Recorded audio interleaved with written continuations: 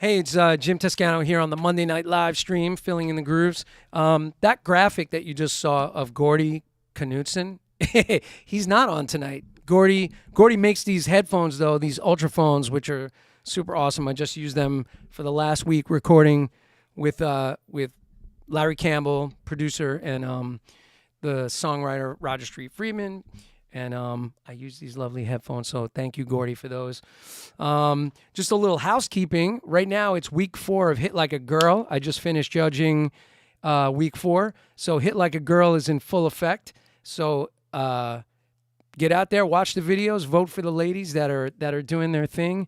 The Hit Like a Girl contest is very, very cool, and man, there's some great ladies coming out of that contest. So I've been working on the 40 and older category, which has been super fun, and there's been some amazing entries from these ladies. So Hit Like a Girl happening in full force. Follow them on Instagram. You can see a lot of cool posts from the Hit Like a Girl thing. And let's send some love to our friends in the Ukraine. My buddy Maxim living in Kiev, so in Kiev. So some love to Maxim, who's a great drummer over in Ukraine. And also, I just want to mention, follow my Linktree QR code right there for all the upcoming goodies. And I just want to thank my companies, Vader Drumsticks, Prologix Percussion, Offset Pedals, Sabian Cymbals, Black Magic Designs, and a shout out to Tama Drums. And I have a Tama drum artist on tonight, which is going to be super fun. And I thought there was one other thing I wanted to mention. Oh, it's Siblings Day. So happy Siblings Day to my sister. And she posted a picture of us today, and so that was very cool of her. But it's Siblings Day, and yeah, man. So my guest tonight is a Grammy-nominated drummer, producer, composer, educator. He's got a new platform called the Deich Academy, which released in 2021, which is a drum lesson academy site. We'll have to get into that, and he is a massive groove player. I've seen this guy in clinic. I've seen him live at the Blue Note with a band called Ledisi. And he is a super talented guy. And I want you to hear a little bit of his band as I bring him in. But my guest tonight is Adam Deich. Oh, yeah. Adam. Yeah. This is the new record. Sure is. Yet to be released, right? Mm-hmm. Hey, Garibaldi, if you're listening, drop in. Dropping in the chat. This is so funky. Man, I have to say, you guys definitely have paid homage to some of the biggest names in funk, like on your records. And like that tune, Nyack. Mm-hmm. Oh, man, that's got some Garibaldi channeling going on, I think, in the drumming, right? Funny thing is, right, we were just talking about Steve Coleman, 5 Elements, and Smitty. Yeah, that's and right. I actually got Nyack, that particular beat, from a Steve Coleman 5 Elements concept, which is like playing cold sweat beats in different time signatures. Nice. So even though that tune's in 4, it breaks up in like a weird, 1, 2, 3, 4, 5, 6, 1, 2, 3, 4, 5, 6, 1, 2, 3, 4, 1. It's like 2 6s and a 4. And then, and then it evens out. But I got that. But definitely, everything I do in that sort of space is Garibaldi and Mike Clark drenched. Right. Oh, man. And who came up with that bass line in Nyack? I wrote that with Eric Krasno, and old, great guitar player and, co-conspirator. And right. Yeah, so I don't know if I wrote it or he wrote it. He might have wrote it, I think. I think I did the melody. I think I wrote the melody. Wow. All right. So as far as the new record, the release date, or is it a pre-release date, is June 3rd? I believe so. Yeah. Yeah. So are people able to pre-order that, or they have to wait until the June 3rd pre-release date? Yeah, I believe the vinyl pre-order and pre-order on Spotify are available now. I'm pretty sure. Oh, cool. And it's But got if that. not, all the information is at www.lettisfunk.com. It's got all our info there, and also the Instagram. Just let us funk at Lettis Funk, and that's got all the info as far as the new record, all types of new things dropping, new videos and cameos and collaborations with Bootsy Collins and all those things. So Nice. we're just excited about it. I just got a notification that Bobby Deitch entered the waiting room. Yeah, Pops. All right, should we bring Pops in? Anytime you want, man. Boom, he's in. All right. Oh, that's great. All right, let me. I got to rearrange the window though. There we go. Wait, hold on. Let's see. I'm gonna change this up a little bit. Let's see. I have to just change up the window. Oh, okay, there we go. All right, so he's walking about. That's all good. That's there good. he goes. Yeah, he could be walking the dog right now. Who knows where he is? Bobby. Okay, his mic's We'll off. get him later. All right, that's all good. Hey, what's up? It was his idea to record the lesson with Garibaldi when I was 12 on tape. Oh, and we brought a blank tape and we put it in they have these little boom boxes in the rooms, the practice rooms. Right. And that's where the lesson was. And I recorded. I said, hey man, could you play Soul Vaccination really slowly? And he was like, what? Like, it was like a strange request, Yeah. I was like, this is as slow as you can. Just play it. And then play me Open Stroke as slow as you can. Yeah. So he was like, all right, because he's a, very technical guy. So he knew how to play the exact stickings just slower. And by having those slowed down versions is how I learned everything, Oh my God. That's how so I had those tapes for years. I kept going back to those tapes, and then I think they broke or I lost them in a move or something. So those were like audio cassettes that you had? Audio cassettes, tapes, yeah. Oh my God. I'm sure he remembers that, but I'm gonna bring that up to him. That's amazing. Yeah, I mean, I remind him every time I see him. I mean, most cats can't, slow. Like if they were playing something for a really long time and it's in your muscle memory to play it at like, whatever 125, to play that at 60 or 70 is like so like sometimes impossible. You're just like, wait a minute. Oh wait. Exactly. It makes you analyze what you're doing, and that's what I learned from him. You've got to, everything you know how to play, you got to be able to play it slow and fast. You know what I mean? Like 100%. You have to understand how it feels slow and even and nice and spaced, and playing it fast. Yeah, for sure. And that way you can explain it better, also. 100%. I'm always about, like, with my students, and I'm sure you've done this too. It's like slow motion practicing is just such a crucial thing to work out your movements. Every especially when you teach like teenagers, they just want to like belt everything out super fast. And that slow motion practicing, I do it myself. I get an idea, I immediately slowing it down, analyzing what's going on. So yeah. Absolutely. Yeah, you only get frustrated if you're trying to play something too fast. And we have this thing called boredom, and like, yeah. And people are afraid to play things slow because they're going to get bored too quick. Yeah. And it's like, it's good that you're bored. That means you got it it's in, now you got the sticky. Now you really got it, if you're doing it slow, so that's my whole thing with practicing and making sure it feels nice at a slow until I'm bored. Yeah. And then I will start speeding it up, like after a while, after it really feels comfortable. Yeah. Got you, man.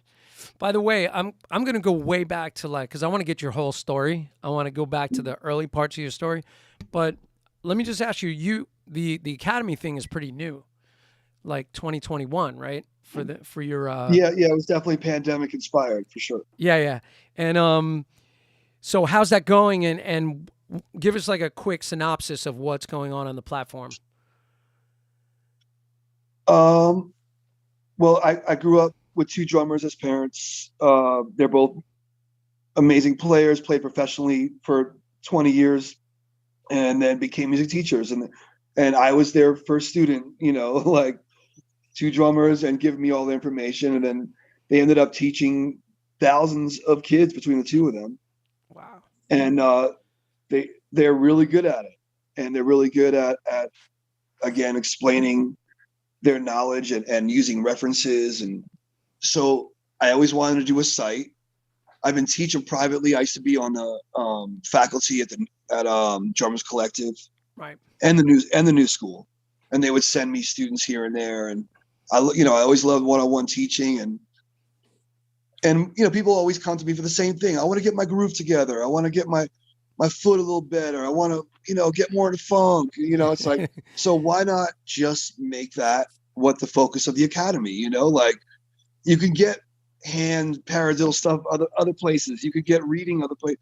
You can get super chops other spots. But like if you want to come and like deal with funk and how it intersects with hip hop and Garibaldi and trap music and all, yeah, that's what I know. That's the music I grew up listening to, and I just want to talk about what I know well. Yeah. And I mean that's and there's beginner, intermediate, and advanced classes for anyone for any level. Cool. And by the way, anybody that's listening, I put all the links in the description of this video. So check it out. All the links are there. Adam's website, the Academy website, his social media, Lettuce, everything is up there. So check it all out. I will definitely check out the Academy. And I love it because think about this, like Stanton Moore, his Academy is all about, the New Orleans funk and what he brings to the table. And yeah, he's like my big brother, he's like, he helps me out. Yeah, he's like, totally. Deitch, what you need to do, he calls me up on a Sunday, That's man, you're in a whole new world now, man. You got to study the cats in the online game, man. Like, he's like, Stan he loves to drop knowledge. You just got to ask him a question and he'll go for hours, so he's been helping me out with the site. At first I wanted to model exactly after his site. Right. And then like my manager, Hillary, was like, okay, we're going to try this. Something's a little different, but it's going to work, and the format is great and people dig it, and now it's just promoting it and getting people to, be a part of it. I just uploaded a bunch of videos. I just shot a bunch of videos, and I record videos at Soundcheck all the time of like a certain fill or a certain groove. Oh, cool. And then I'll talk about where I got it from. Like, oh, this is a Roy Haynes theme that you could put in a Cold Sweat beat, or like, Nice. That's sort of like mixing up different drummers and putting them into the context of funk, Yeah, yeah. And then I'll go home to Denver and I'll film 20 lessons in 2 days, Yeah. So they keep getting updated. So yeah, Deitch Academy. It's great, man. By the way, shameless plug. I'm going to hold up my book because you brought up fills. Filling in the Grooves, my book. Nice. The Ultimate Guide to Drum Fills. I'm going to send you a copy of this, Adam. It's I would love that. 165 pages of fills. There's 700 drum fills in the book. Super fun. Wow. I was That's very pretty busy awesome. for a couple of years writing that book.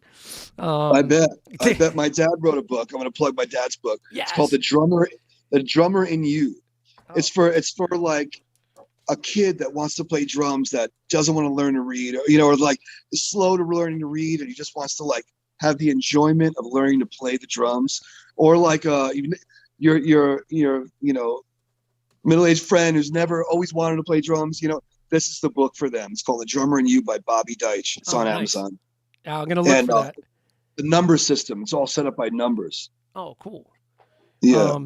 I just got a new student that's in his mid 70s. He's a retired welder, and he always wanted to play drums. That's like perfect for him, right? Because he's like, I don't really want to read. Yeah, that's great. Oh my god. Yeah. So for some people, reading is a turnoff. Oh, look at that. There it is. Nice. Yeah. Yeah, Bobby. Yeah, man. Oh, How's it going? I love it. Look at that. Oh, How you doing, Jim? Good. He's in there. Good to meet you, Bobby. Good to meet you too. Hey, wait. Let me bring you in for a minute. I'll bring in everybody. Wait, let me see. He's from the Bronx and you're from Brooklyn. Yeah, man. Yeah. Bronx boy. The Bronx and Brooklyn connection. Although, Jim, I see you wearing a Coney Island T-shirt. That's right. Yeah. My grandmother back in the day had a restaurant in Coney Island on the boardwalk. Oh, really? Sure. Oh, I didn't even know that. Yeah. There we go. Now I got the 3 shot of us. Coney Island. Coney I Island. sell hot dogs in Coney Island. Oh my God. I used to, speaking of Siblings Day, my sister and I used to go on the Cyclone together, and she actually sprained her neck on the Cyclone. Oh no! Oh, geez. Yeah. It's so dangerous. Yeah. It's really sketchy, man. It's really sketchy. If you're not holding on tight, yeah, you're breaking your neck. No, you're done. Yeah. You're finished. You come with a neck brace. Yeah, exactly. You get How about that parachute jump? Oh my God, yeah. Well, that thing was defunct when I was a kid. It was already defunct because somebody jumped. Somebody hit the ground. You're not supposed to hit the ground on that ride. Oh, Because if you do, forget it. Yeah, not good. So it's cool. We got a family affair here. All right. Yeah, I put out a couple invites for people to crash the party too. So we'll see what happens as the night goes along. But as long as I have you in the mix here, how is Adam as a kid? Like when you were teaching him in the very beginning, teaching him to play drums and was his enthusiasm like, up there at the beginning, or did it take a little time? Speak to that. That's an interesting question, but the fact is that Denise played drums with Adam inside her belly for 6 months. Right. So we were playing 5 nights a week in those days, and I was playing keys. What's that? What happened? That's keep going. No, I was saying I was playing keys at the time, and we used to say that he would kick during the sets, and he would chill out during the breaks, Right. And but by the time he was 3 or 4, he was already playing. It was Wow. There was nothing to teach him. It was he was already on his way. Literally learning to play drums in the womb. Yeah, literally. Oh, literally. That's insane. Oh, that's so funny, man. It's amazing. I read that so your wife was on the gigs while she was pregnant. Yeah. Kind of right up until term, right? Until she was due. Well, she played until she was about 6 months pregnant. Okay. And then the guy who owned the hotel or whatever said, he didn't want to have a pregnant woman playing drums. So he let us go. See, that wouldn't fly today, man. He wouldn't get away with that. He wouldn't get away with that. There'd be a whole bunch of people picketing outside. I know, right? It was time for her to be to get home anyway, Where were these gigs going on? In New York? Adam was born in Boston. So, okay. When we were living in that area, we were living in Chestnut Hill and a few other places in the Boston area. Yeah. So that particular gig was up in Brockton, Mass. Got it. Where a friend of mine, who you probably know, Steve Smith, is from. Yep. Awesome. Yeah. Steve Smith's from Brockton? I didn't know that. He's from Whitman, actually. Okay. Which is the next town over. Wow. Oh, wow, man. Yeah. So you started playing drums with your parents at some point, right? You were playing drum set. Your mother was playing percussion. Well, yeah, we had the music room in the house. First of all, the blue room, and nice. I think we had the Gretsch, the Gretsch set up, and even before we had the Yamahas, we had eventually we had the Steve Gadd black Yamaha kit, But the first kit I think was Gretsch, and yeah, I think my dad sawed off the stands with a hacksaw to get them to go lower. Wow. I was just going to say that they didn't make small drum sets in those days. So I could play real drums. Toys. Yeah. Oh, that's crazy. Yeah. Oh man. we had to cut everything down. Yeah, I was pretty vertically inept as a kid. I was really small, and my first drum kit was a Ludwig 24, 14, 18. Oh, so my rack tom was a 14, and the 14 was on a stand, and it was and then the 18-inch floor tom, we had to put it all the way down with the legs. The bass drum is huge. Wow. Could barely reach anything. Yeah, it was pretty bananas, man, but super fun. Yeah. My first actual gig was when I was 5, and I played in front of my whole school with my dad on guitar and keyboard. What? That's awesome. And I played that Gretsch kit with a hacksawed snare drum stand, and yeah, it's on video. It's on YouTube. It is? Oh man, I gotta check that. Oh, it's there. What did you guys play?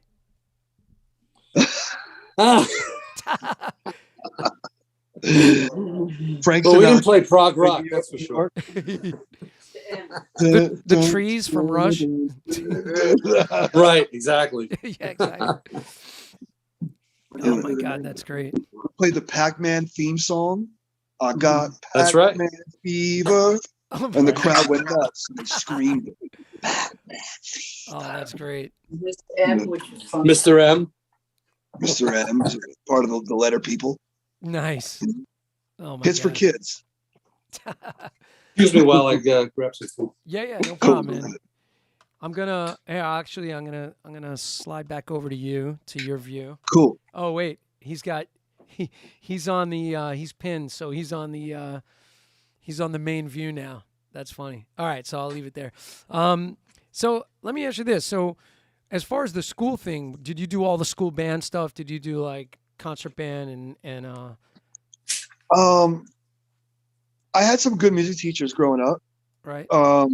I didn't get into marching band or concert band at all. Okay. I had my parents' friends. They were all musicians, they're all gigging musicians, and like I was playing in church every Sunday at a gospel church. I had 2 different churches I was playing at.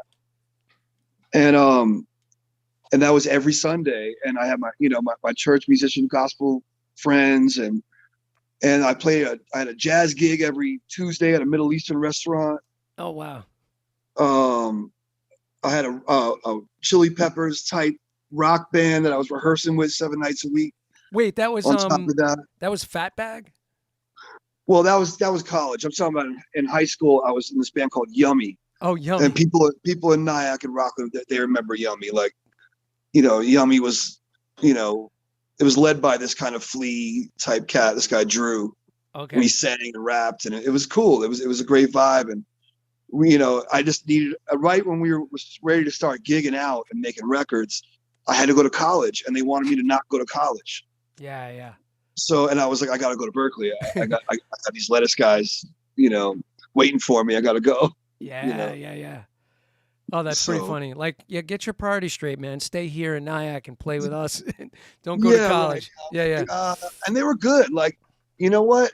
I could have stuck that out, and who knows? Who knows? But I wanted the experience of going away from home. I wanted to be around people that play all the time, and it was just where my parents went to school also. Right. And I knew a lot of the teachers. Kenwood Denard was there, and a bunch of other amazing, Jackie Santos and Jamie Haddad. And so, I knew a lot of the teachers there. So in high school, I never did any of that concert. I did a little jazz band, Cool. And that's about it. Let me ask you this. You go back to the gospel thing for a minute. So this is pre-gospel chops, right? Like actual pre-gospel chops gospel. Yes. Yeah, like actual groove playing gospel music. Yeah. Like if you speak to the old cats, they're like, yeah, playing gospel is not the gospel chops thing you see on YouTube. Like the older it cats. Just depends. It really depends on the church and what's going on and what the music needs, Right. And certain guys can play that, and they play it at the right times during the right sections, and, Right. and it gets the whole choir up and excited. And there's a way to do it. There's a way not to do it. There's an overplaying way to do it, and there's a this is going to really excite and really light this groove on fire type chop. Right. So I just grew up around really grooving pocket gospel cats. I'm like what was it like? We were listening to. Well, first we listened to a lot of R&B. Like a lot of the gospel I was playing back in the day sounded like Bobby Brown, like My Prerogative, like do do do do do. Like it kind of had that New Jack Swing bounce to it. Nice. It was like Kirk Franklin was just coming out, and Hezekiah Walker, live in Toronto. That was like a big record back then, and Fred Hammond was out, and it was like the real grooving gospel stuff that kind of I was already into Earth, Wind & Fire, Tower of Power, Billy Cobham, Average White Band, that kind of stuff. Right. And then gospel was kind of like, oh, let's take some of that vocabulary and kind of like modernize it and mix it with hip hop in a way, because a yeah. lot of it was mixed with, you know, that kind of swing triplet funk, you know, feel that was big, you know, in the hip hop thing. So I just really enjoyed it, and it taught me a lot. And by the time I got to Berkeley, it really, that background, those 4 years of playing in church really helped. That you guys, you and Daru, kind of drawing some parallels with that. Well, he grew up in church. That's different. He had church from day one. His dad is a pastor or a Daru. Yeah, his dad is heavy. His family, I think they're Seventh-day Adventists too, which is like, right. You're really about the church. I think I'm not all the way sure actually, but yeah, he was raised in it, and then, you know, he got out of it later and started exploring other music. So, but you know, he's one of my friends and one of my biggest influences. Absolutely. Yeah. He's another. I mean, I consider you and him to sort of be the trailblazers that are kind of, you know, setting the standard for groove and pocket playing. And Daru, I mean, one thing that I thought was kind of funny, he was talking about the kind of the heat of that. There's a few drummers like on the bench, so to speak, that could play in that gospel, you know, church that he was playing in. And he was like, they're just waiting for you to mess up. And he said it happened once where he got replaced because, you know, he came back around, but he got replaced because he didn't put it where it was supposed to be, or, you know, whatever. It's called survival of the fittest. Darwinism. You know, exactly. Like, you know, it's hard to get the paid position at a church that's large, right, or even medium size, and have that be your job where you're making money every week. And to get that, there's major competition. Yeah. And there's 5 or 6 or more dudes that want that spot. And that, you know, in essence does create some great playing, because you got to practice, you know, like, you know, it's like almost like a sport. Like, you want that quarterback position, you know, like, and you have to get in there, you know, and your chops have to be mind blowing. Your groove has to be mind blowing. Ability to use a click, ability to play with a drum machine loops and create and use Ableton, you know, like, you know, that's especially now, like these cats, you can't just go in there, oh, I got a good groove. You know, it's like, you gotta have everything, you know, you gotta have everything. So much respect to everyone that has those gigs, and God knows what they, you know, how much they had to get together to get those gigs and have that spot at that church, you know. So it teaches you about the real world and how to get, you know, how to act when you get on gigs and how to be and all that stuff. So I love the whole culture. What a cool way to, like, you were cutting your teeth on that, you know, kind of learning in your early days. What a great place. Like, they had this thing called Gospel Fest. So we would get on this bus, and we would take the bus over to other churches, and there'd be like 5 or 6 different drummers, and I would get to see all these different churches going at it, you know. Wow. You know, going at it, you know, and like every drummer's like really dealing, you know, and for, you know, for me, it was just like, it was just mind blowing, you know, and it kind of made the connection for me, like, between, you know, what Dennis Chambers and all that stuff was, and, you know, and it kind of really helped me out with just understanding music as a whole, you know? Yeah. Man, speaking of Dennis Chambers, when that video came out, the DCI video. Oh yeah. Like, everybody Which just one? about lost it. The what's the first one called? I mean, Serious Moves. Serious Moves. Yeah. He's got the white Adidas. Called Serious Moves. Yeah. So that's like Schofield and Gary Granger, right? That was my introduction to Schofield. Oh my God. And you know, Gary and Jim Beard, and I felt like I knew them. They were like these heroes from this video, and I know. It was just like hero worship from 12, 13 years old on when I got that video. And I used to set the TV up with the VCR in front of the drums and freeze frame Dennis's hands, you know, and watch his hands go. And the VCR is weird, it's tape, you know, so it would be all messed up and not digital, you know, like, but I would do it just, and he was so fast that it couldn't even catch him. His hands were blurry, you know, but I just wanted to see his motions. And it's like, before he hits the cymbal, the crash, he's already coming up from the cymbal. You know, he's like, like, Wow. so it's like, he's just his rebound. And that comes from him practicing on pillows. Right. He's a pillow guy. You know, he practices on, and that's why his rebound is crazy. And other people who practice on pads don't have that rebound. You know? Right. Yeah, man, like that, all those single stroke rolls that he's doing at the top of that video. He's just like, let me pick my jaw up off of the floor now.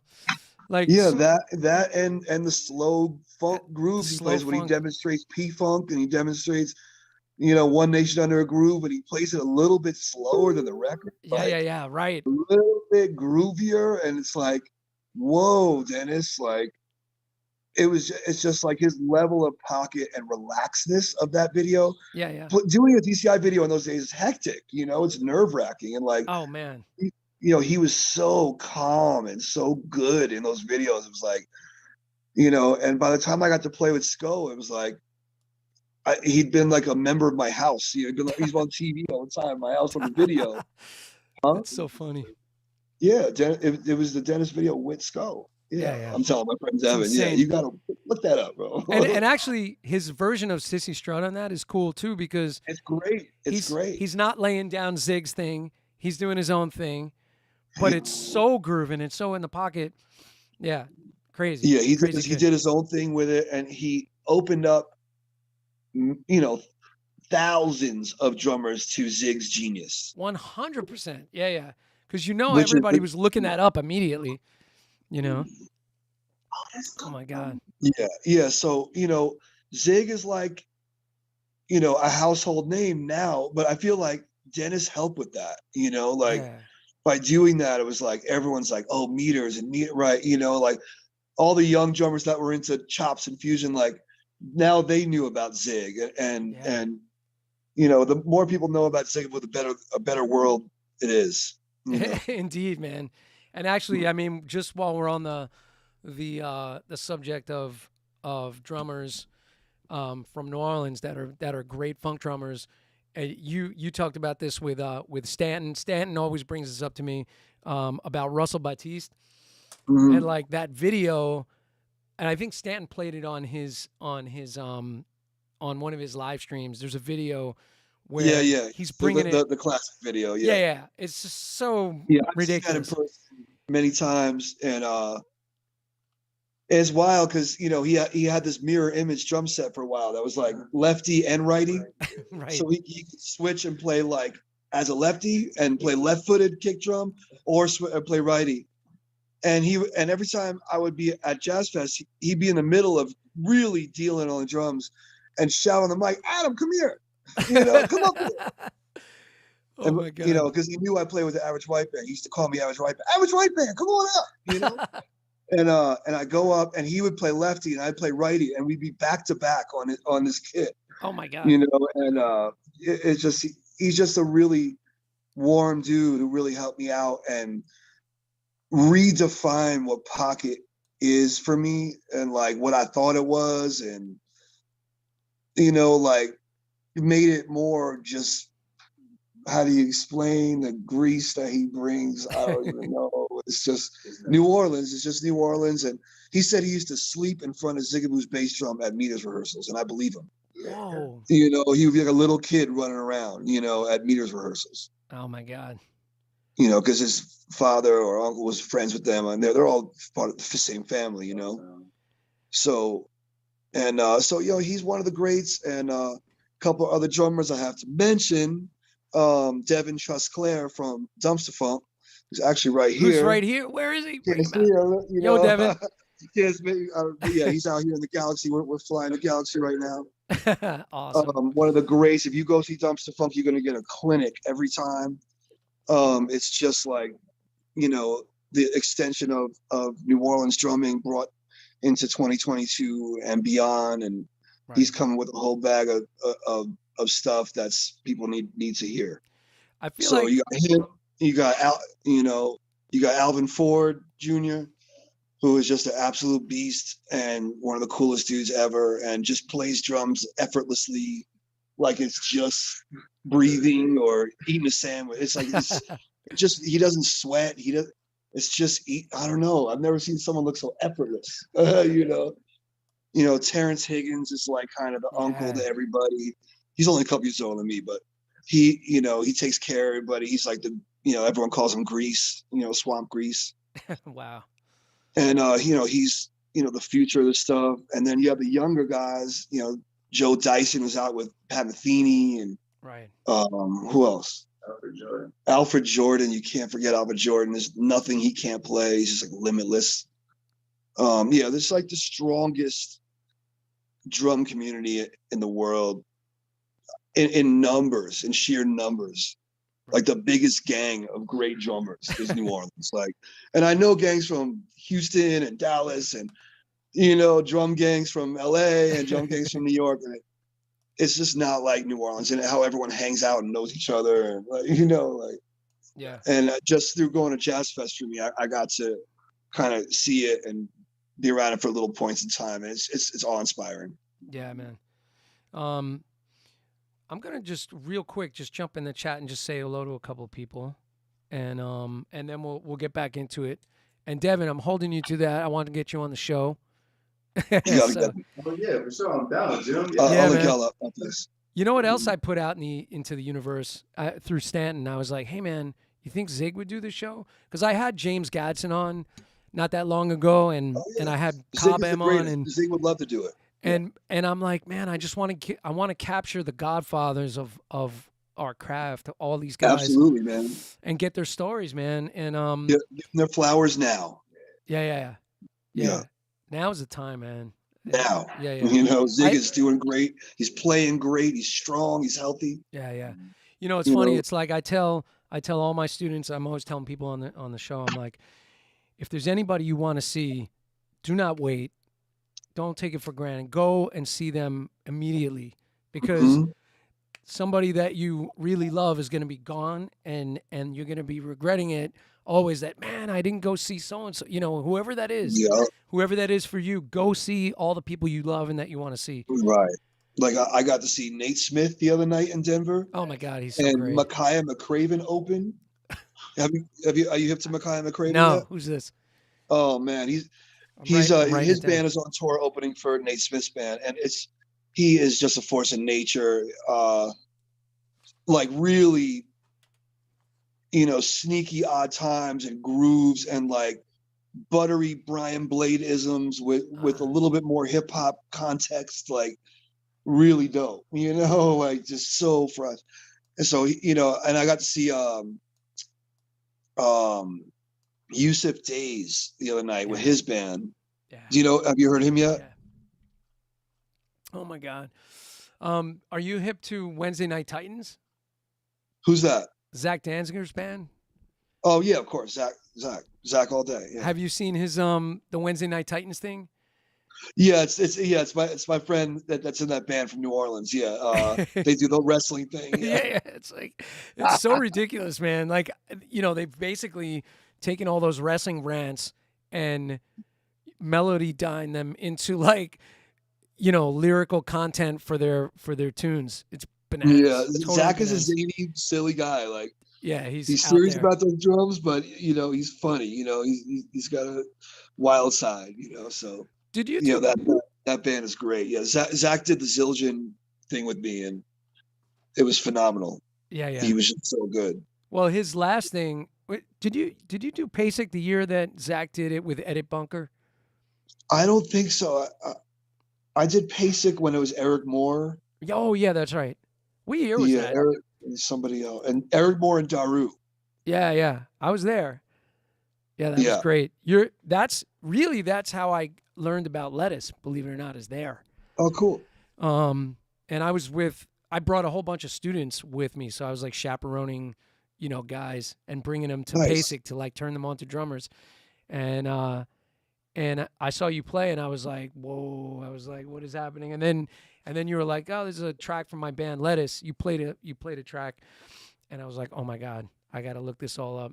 And then I was home from PASIC downloading every single record, Yeah, it was that was a tough day, It was like Eric Moore was playing right after me. I knew he was there, and it's like, what could I possibly play on drums? at a drum clinic when Eric, you know, and then Daru was doing all the groove stuff at another time, you know.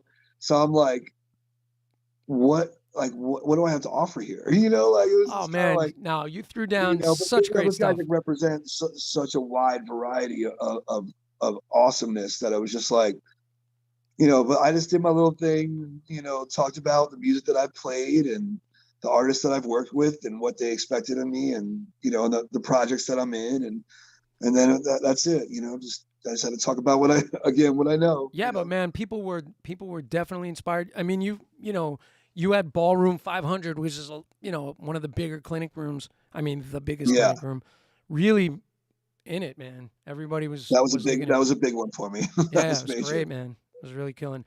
And actually, that's the same day that I became really more aware of Daru and what he was doing, and the whole Dilla swing thing and all that. That was you know, that was an epic day. You know.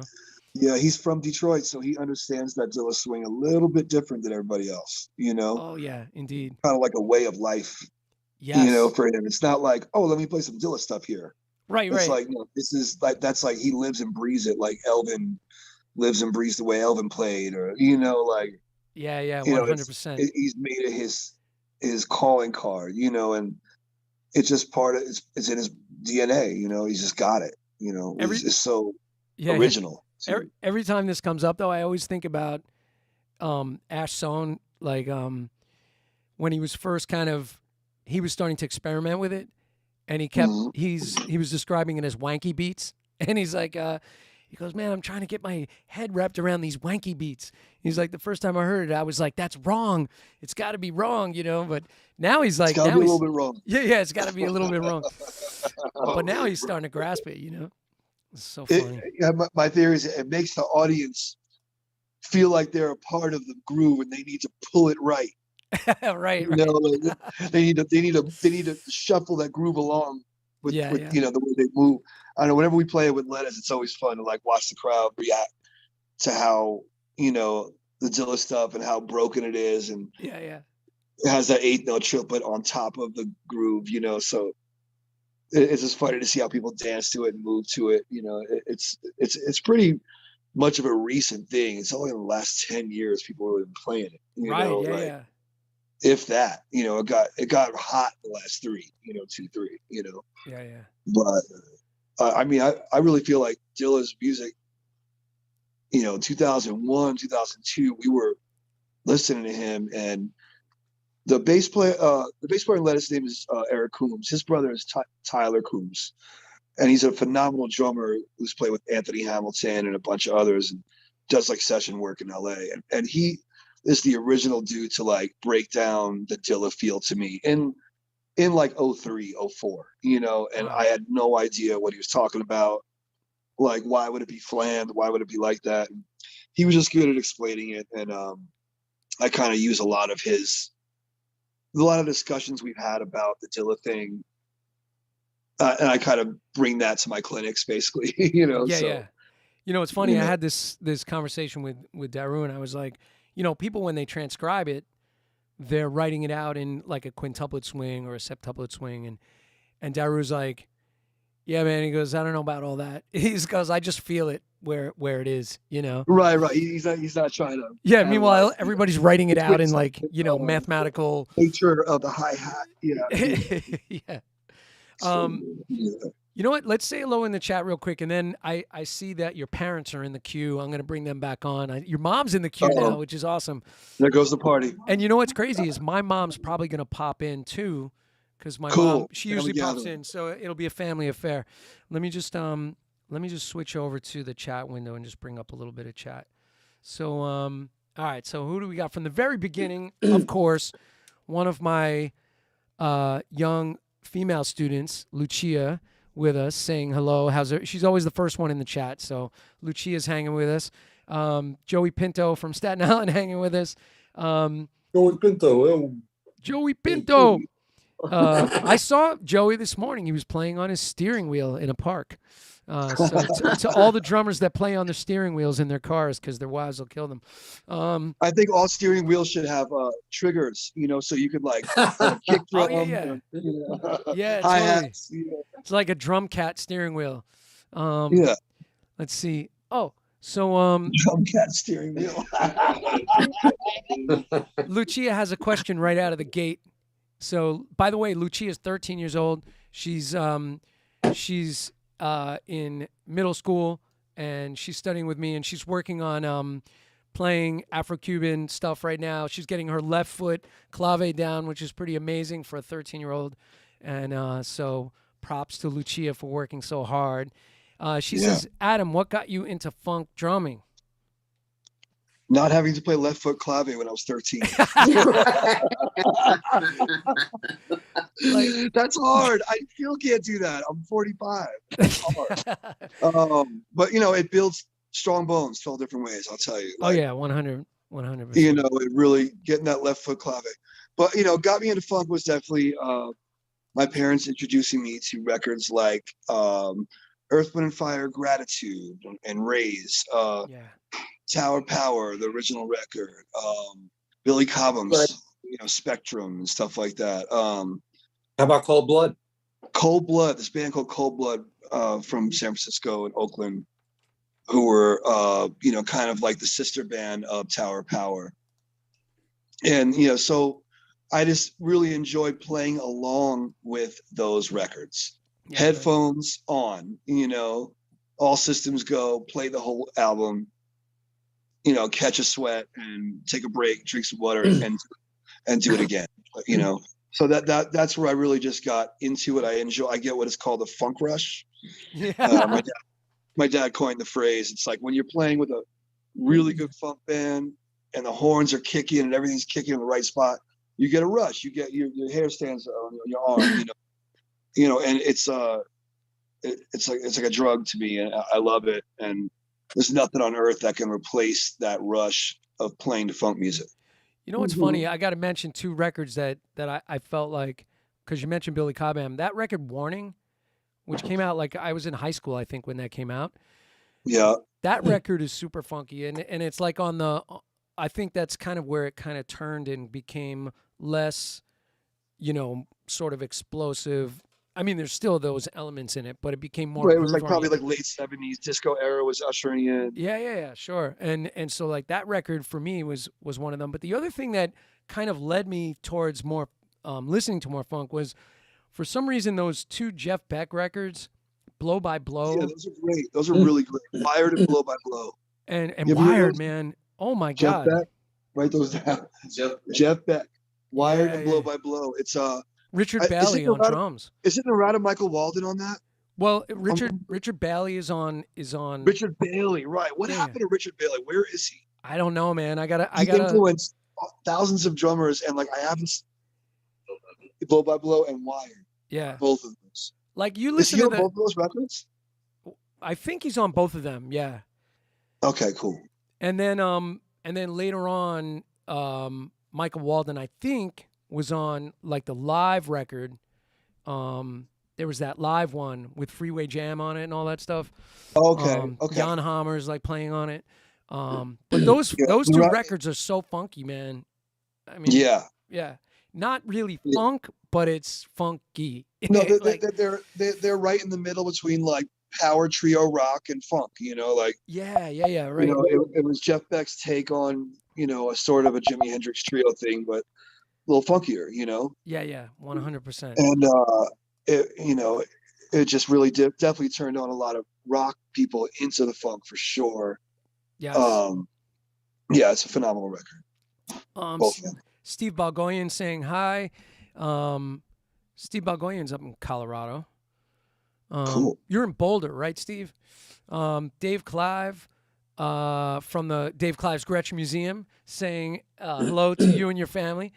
Gretsch Museum. Yeah, Dave Clive is a Gretsch collector, and I had him on the show with his Gretsch collection. He's got these rare drums, man. It's amazing. Jeremy's. It's near drum. What's that? I got the She best. has the magic Gretsch snare drum. Everyone wants to steal from my house. Oh, that's your mom. Let me see. Jeremy Steinkohler is with us. Joey Pinto said, "Is Adam on the space station?" Oh, he's talking about your backdrop. Yes, I'm on a space. So Lucia, once again, saying, "How did you establish the drum tracks on your album Elevate?" Establish the drum tracks? Like maybe come up with parts. Okay. I wrote a lot of those tunes. Let's just start there. I wrote a lot of them by starting to practice, and then I'll settle into a groove after I warm up, get my hands right, play some 30-second notes for a while. Then I'll settle into a groove, you know, and whatever groove that is, I record that groove on my phone, you know, and I advise everyone to do that because that's the beginning of songwriting, you know. It doesn't have to start at the piano or guitar. You can start on the drums, right, and come up with a great original groove. And then from there, I would either recreate it with my fingers on MIDI drums, or I would play it, you know, record it through my drums into Pro Tools. And then I would add a bass line that fit like yin and yang right into that where the bass drum is, you know. And so now you have the foundation of the house built. And yeah. And then, you know, you add, you know, guitar, I kind of base off the hi-hat part a little bit. Like I kind of have the hi-hat and the guitar kind of doing a similar thing. You know, bass line and bass drum are doing a similar thing. And then maybe I'll have the horns kind of based off the snare, maybe. And that's kind of how the songs get written. So each drum part is essential part of the song. It's the opposite of like, here's the tune, come up with a part. You know, it's the opposite of that. It's like, here's the drums, let's write a tune to that. Yeah. You know? Yeah. You ever Go ahead. I was going to say, if I can interject for 1 second. Oh, yeah. I think something very important for young drummers that are 12, 13, 14, learn keys, learn some piano. Yes. Learn some guitar. Yeah. Because, you know, aside from, you know, there's the songwriting side of it, but there's also the ability to be able to relate to the players that are playing with you. Oh, yeah. You know, when I was 12, 13, I had a piano teacher named Jim West, who was my dad's friend, and he played the Fender Rhodes, and wasn't the most organized guy. I'd show up to his house for lessons, and he'd always forget that there was a lesson book that day. and he'd go sit at my piano while I get ready. And he's like brushing his teeth, like, you know, and he'd come out and he'd go, "Well, what do you want to learn?" I said, "I want to learn chords. I know like two, you know," and he would just write down chords for me just on a piece of paper.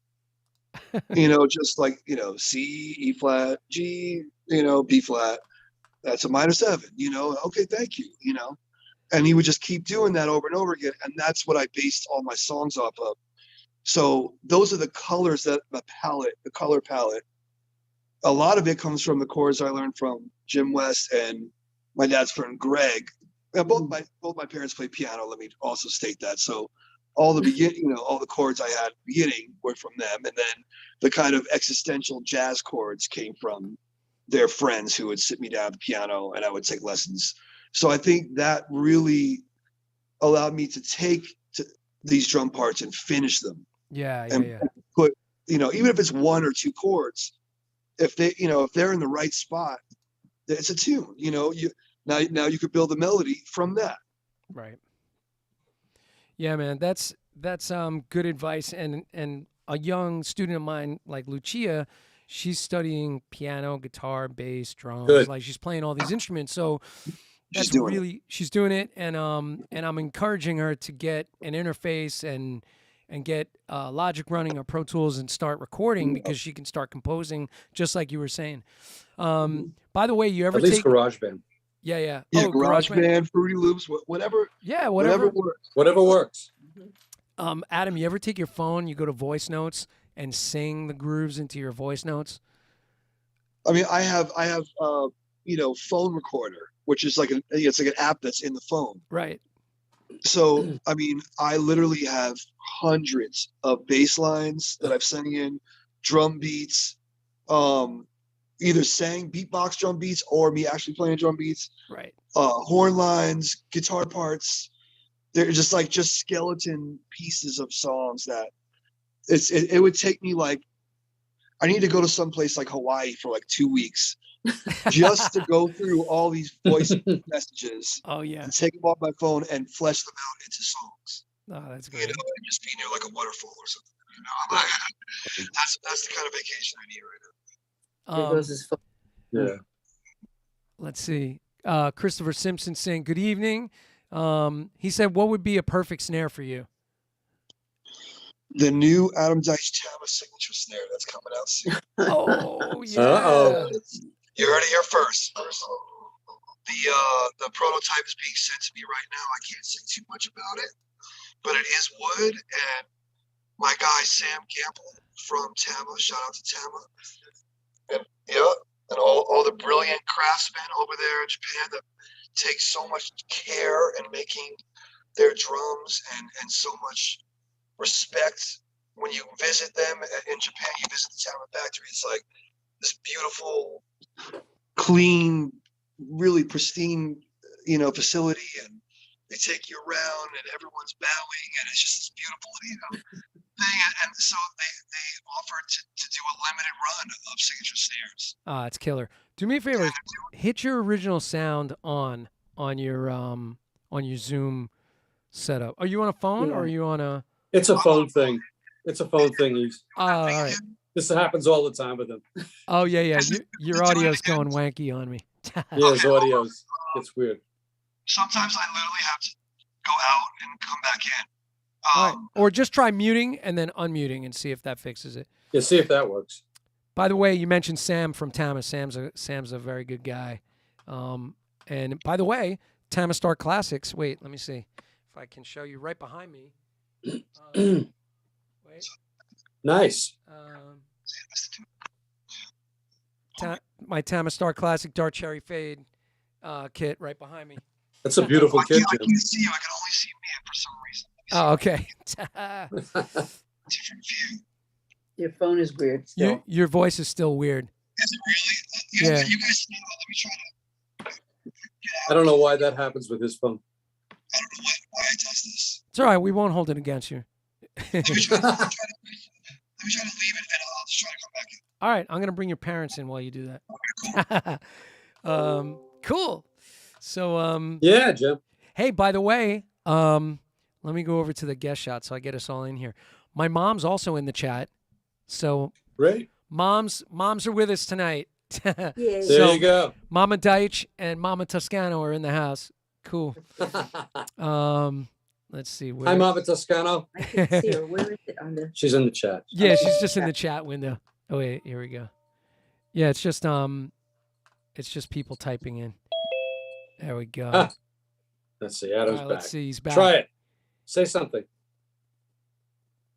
Hello. Yeah, man. Oh, you're back. Now You're you're good. Now All you're right. back. Yeah, I don't know what that is. That happened to me on a Bootsy Collins Zoom, and I waited like 2 hours to talk to Bootsy, and Sheila E. was on there, and all these celebrities. Oh. And he goes, Adam, you've been waiting patiently for hours. How you doing? And it was like, and it did that. It was like, and he goes, man. Adam, this sounds like you're on another planet, like you're flying through space.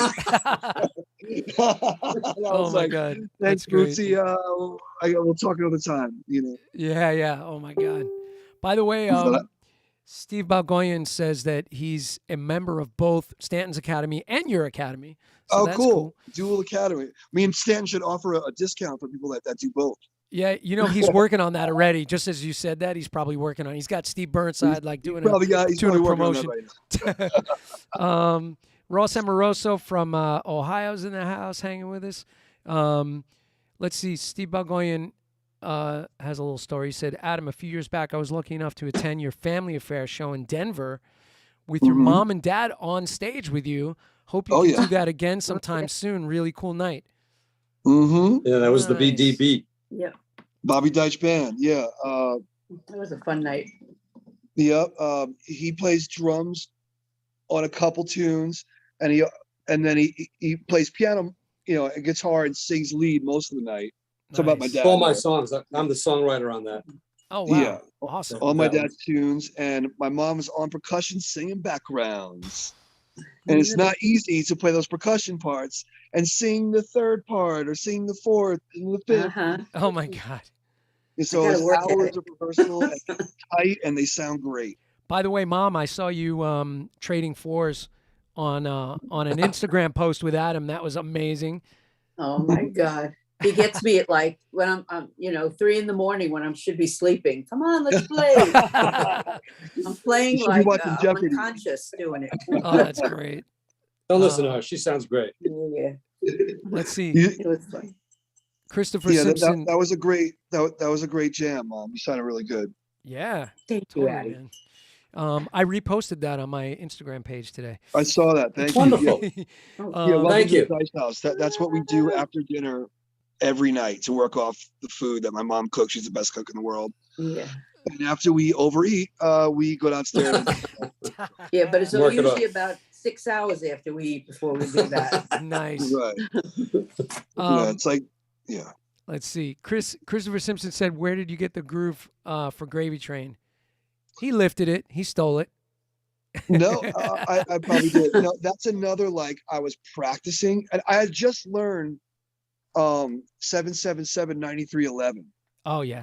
And like, I realized that in order to keep the clap going the whole time on 2 and 4, and by the way, people that don't know, this is a famous Prince beat on a Prince song that is played by a drum machine that apparently Dave Garibaldi programmed on a Lindrum Yes. as a demo with a disc.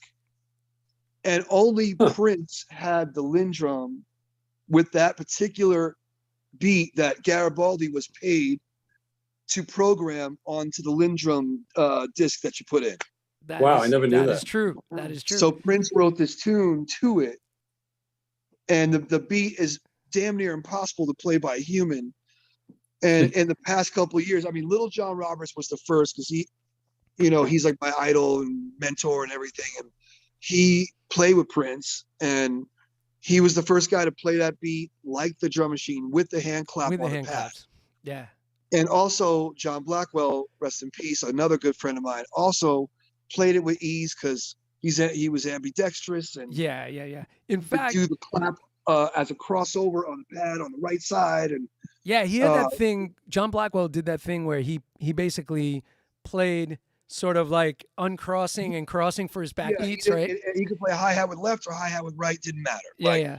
Billy Cobham too. It doesn't matter, like. And if anybody hasn't seen that, get the John Blackwell DVD, and he talks about the story where he auditioned for Prince. Yeah. And he felt like, Prince was like, okay, whatever. He was like, he thought it was over and he thought he didn't do that good. And he was like, he could pull out one more thing out of his bag of tricks, and he played the tune.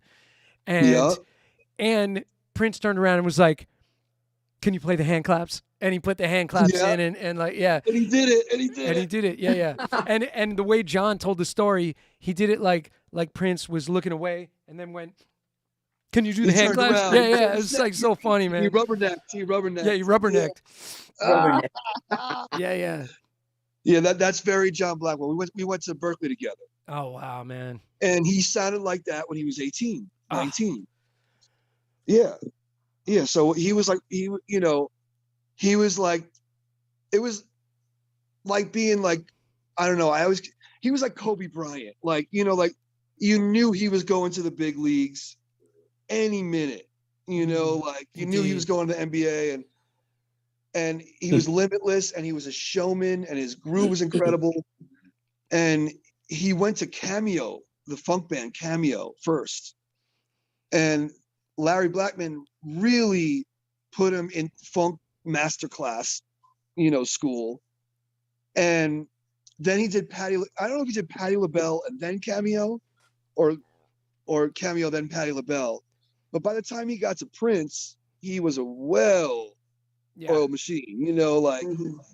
And then he did Justin Timberlake, and I saw him with them, and he was mind blowing. Where Justin ended the show with a drum solo by John Blackwell in front of us. Wow. Oh my God. And he got a bigger applause than Justin did the whole night by himself, you know. And rightly so, right? Oh And he was like a competitor, and he was a friend, and he pushed me to like not be scared of the big boys, you know, not be scared of the bad dudes, you know, like it's like, it's okay, it's all right, like you're all right, you know, like. So I'll always be in debt to him, and you know, for the confidence he gave me, and because he was one of the dudes that's why you go to Berkeley, like, right, to be around the John Blackwells, like those type of dudes, you know, and little John Robertses, and like, and they were there, and I became friends with them, and it was just like changed my life, you know. Do you know Ralph Roll? Who? Ralph Roll. He played with Chic. I don't. Yeah. He's Chic's drummer. Oh wow. Yeah, plays Legend. Nah Rogers. Yeah. He played in the early days, very briefly with Cameo, and Okay.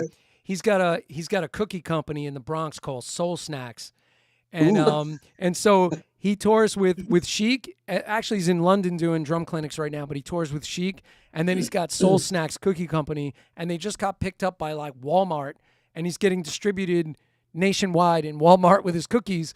Oh, you know what that means, Dad? We got to do the Caesar salad, Bobby Caesar. That's it. See, he's got to branch out to the food. Salad. It could be vegan. It could be not vegan. Egg or no egg, it's still the best Caesar. And we can make two kinds, and we get it in Walmart. That's it. Let's do it. I'm telling you, Ralph did it, man. You guys could do it. I took Ralph's cookies, you know, like a big box of them, and I sent them to James Gadsden for Christmas out in L.A. because I had just had James Gadsden on the show, and I have a great James Gadsden story, but go on. Do you? Oh, okay. I got all the drummers that I could summon together to make tribute videos to James, just on their phones, like little tribute videos, and so all these guys put together videos. And I sent them, I made a collaboration for James. When I had him on the show, I played the video. It was like really, really touching. And then I sent him all the videos, and I sent him the cookies. That's beautiful. And connected him and Ralph Roll. That's great. Yeah, it was really, really fun, man. What's your... That's really, that's a mitzvah right there. That's beautiful. It sure is. Oh, man, it was beautiful. What's your Gadsden story?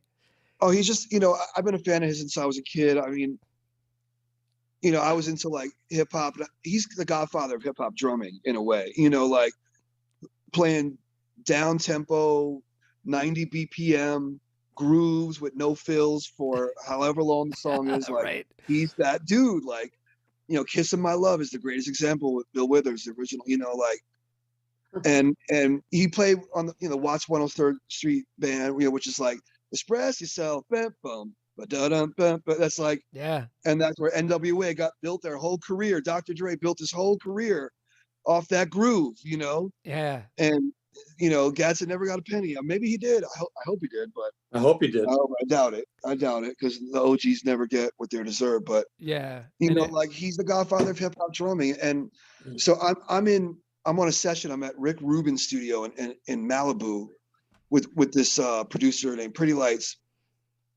And I'm recording this record, and he knows I'm a late night guy, and I don't like to wake up that early, you know. And so, you know, I slept in one of the rooms at the studio, and I wake up and I hear a drummer recording with the band, you know, with all the Lettuce guys, and you know, we're in the studio recording for him.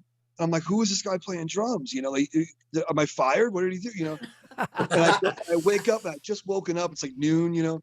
And I go in the room, and it's James Gadsden recording, you know, and I go, awesome. What's going on? I couldn't believe it, you know. And he goes, oh, I knew you don't like to wake up early. So I heard James Gadsden's in LA. So I just had him come out for the early morning part. Oh, that's wild, man. And I got to hang with him all day and watch him play and stand next to over him and hover over him. And I think I got to play keyboards with him during one of the grooves. I was playing little keyboards, you know. Oh, what? Oh, that's yeah, awesome. It was like the ultimate James Gadsden hang, pictures and everything. Just like, and then we played Bonnaroo together with Derek Trucks and Susan Tedeschi and Taj Mahal and Willie Weeks on bass. Willie Weeks. Wow. And it was me and Gatson on double drums the whole night. Get out of it. Where's that video?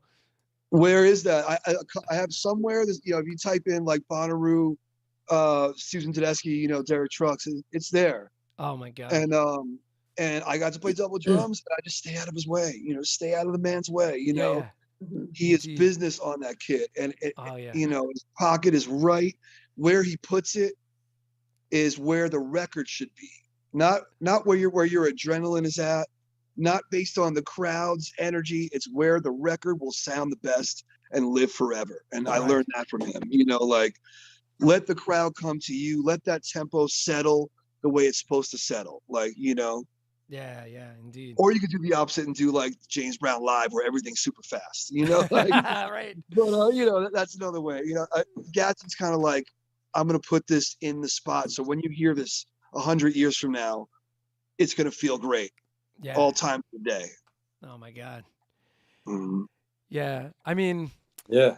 those drum tracks are just timeless. Everybody's inspired by it, and it was so great because when I had Gatson on, Garibaldi made him a video also, and then Garibaldi was in the chat, and he was like, basically saying like, James, man, you're the guy, and James was so humble, and he's like, no, man, he's like, I learned from you, David. They're like going back and forth. Wow. It's so nice, man. Clyde Stubblefield was a Garibaldi fan, and Dave didn't know. We did this podcast, and Clyde's friends were like, they lived with him in Wisconsin towards the end of his life, and they were like, Dave, we want you to know that Clyde listened to Tower Power all the time. He loved you, and like, it messed Dave up. It was like emotional. It was like wow. Seeing Clyde that was his era. Clyde with James, that's what got his wheels turning and got him thinking about those beats. And so, but Clyde and Purdy are his two biggest guys, and Melvin Parker, Maciel's brother. Yeah. So it was just great to be there when he got to hear that Clyde was a fan of his. It was pretty cool. I love talking about this stuff. By the way, also Gadsden played that shuffle on Donald Fagen's Nightfly album. Oh yeah. And that is just so amazing. Like it just sits just right. There's like really no fills, little snare lead-ins, just letting right. But man, it just sits so beautifully. That's kind of exactly how my mom plays. Nice. Mom. If mom like just went into session drum, like she literally, you and James Gatson have so much in common, Mom. Just the way you approach the kid and the way you approach fills, Nice. It's crazy. It's a crazy similarity. But really, Mom throwing down. That's right. You'd sweep the whole contest for a hit like a girl right now. Well, we're supposed to be judges on this together. Oh, you're doing it together? When are the finals? Yeah, the finals are, we're in week 4. So I just finished judging week 4 over the weekend. Right. And so there's 6 weeks. Yeah, there's 6 weeks. So there's 2 more weeks. Okay, cool. Yeah. And then we go to the finals. Yeah, me and Mom are going to jump in during the finals, I think. Oh, it's semifinals and finals. Yeah. Yeah. So yeah, cool, we'll get in there. Yeah, that's awesome. Let me read some more chat, just see what we got here before we dig back in. Let's see. Peter Rutzlaff saying hello. Do you know Peter? I don't. Oh, all right. Peter is. Sounds familiar. Yeah. Oh wait, let me just pin you once again. Let me put you in spotlight. There we go. Peter Rutzlaff was an educator at Drummers Collective in New York City. Great jazz drummer, cool. great all-around drummer. He lives in Brooklyn. He's got a book called Collective Family. Yeah, man. He's got a book called Giant Steps to Baby Steps to Giant Steps, which is a great jazz sort of coordination and teaching chart reading, and there's just a whole bunch of different it's great, man. Really Does he have any YouTube videos outlining the book at all? There are Peter, there's YouTube stuff. He's also, he's got like his TikTok going and nice. And Instagram. He's always playing clips, but it's a great book. It's got play along tracks with a trio. It's great, man. Really good stuff. Great, that's awesome. So Peter's in the house. Let's see, Rodney Ballard in the house from Nashville. Anthony Crisina hanging with us from down in New Jersey. Crazy. Lindsay McDonald hanging with us. Let's see who else.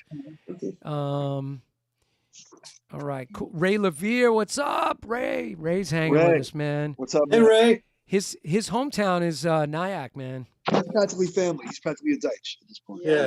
Ray's family. Oh man, I love Ray. Amazing. Such a great player, man. Whatever you posted he? today, Ray, I was watching that, throwing down those split triplets with the hi-hat.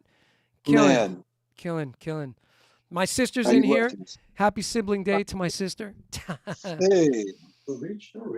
Oh, okay. Oh, Ray just said it's a family funk affair. Nice. You know it. You know it, Ray. Sweet. Oh man. All right, cool. Let me bring Love you, Ray. yeah, baby. Yeah, he's hanging with us. All right, cool. All right, let me go back to let me get us to the 3 shot again with family. I like that family shot. There we go. All together, rookie. So like back to the early story, by the way. And one thing I will say, I say this every episode, but when my mom's here, but my mom used to say that she could sleep. She worked nights, so she slept during the day. She could sleep knowing if I was playing drums, she could sleep on the couch above the basement where I was playing because she knew I was home and she knew I was safe. Wow. Yeah. That's cool. So she would sleep during the day. I'd play my drums all day, and she's a nurse at Kings County. Wow. Yeah, Cool. affectionately called the Knife and Gun Club. She worked in the Oh, my goodness. ICU God bless unit. her. ICU. Yeah. So that's mom. Nice. Jim, where are you now? Where are you today? Where are you? I'm in Staten Island at my home studio. Okay. Yeah. So Cool. It was all good playing drums during the day when my mom was gigging a lot.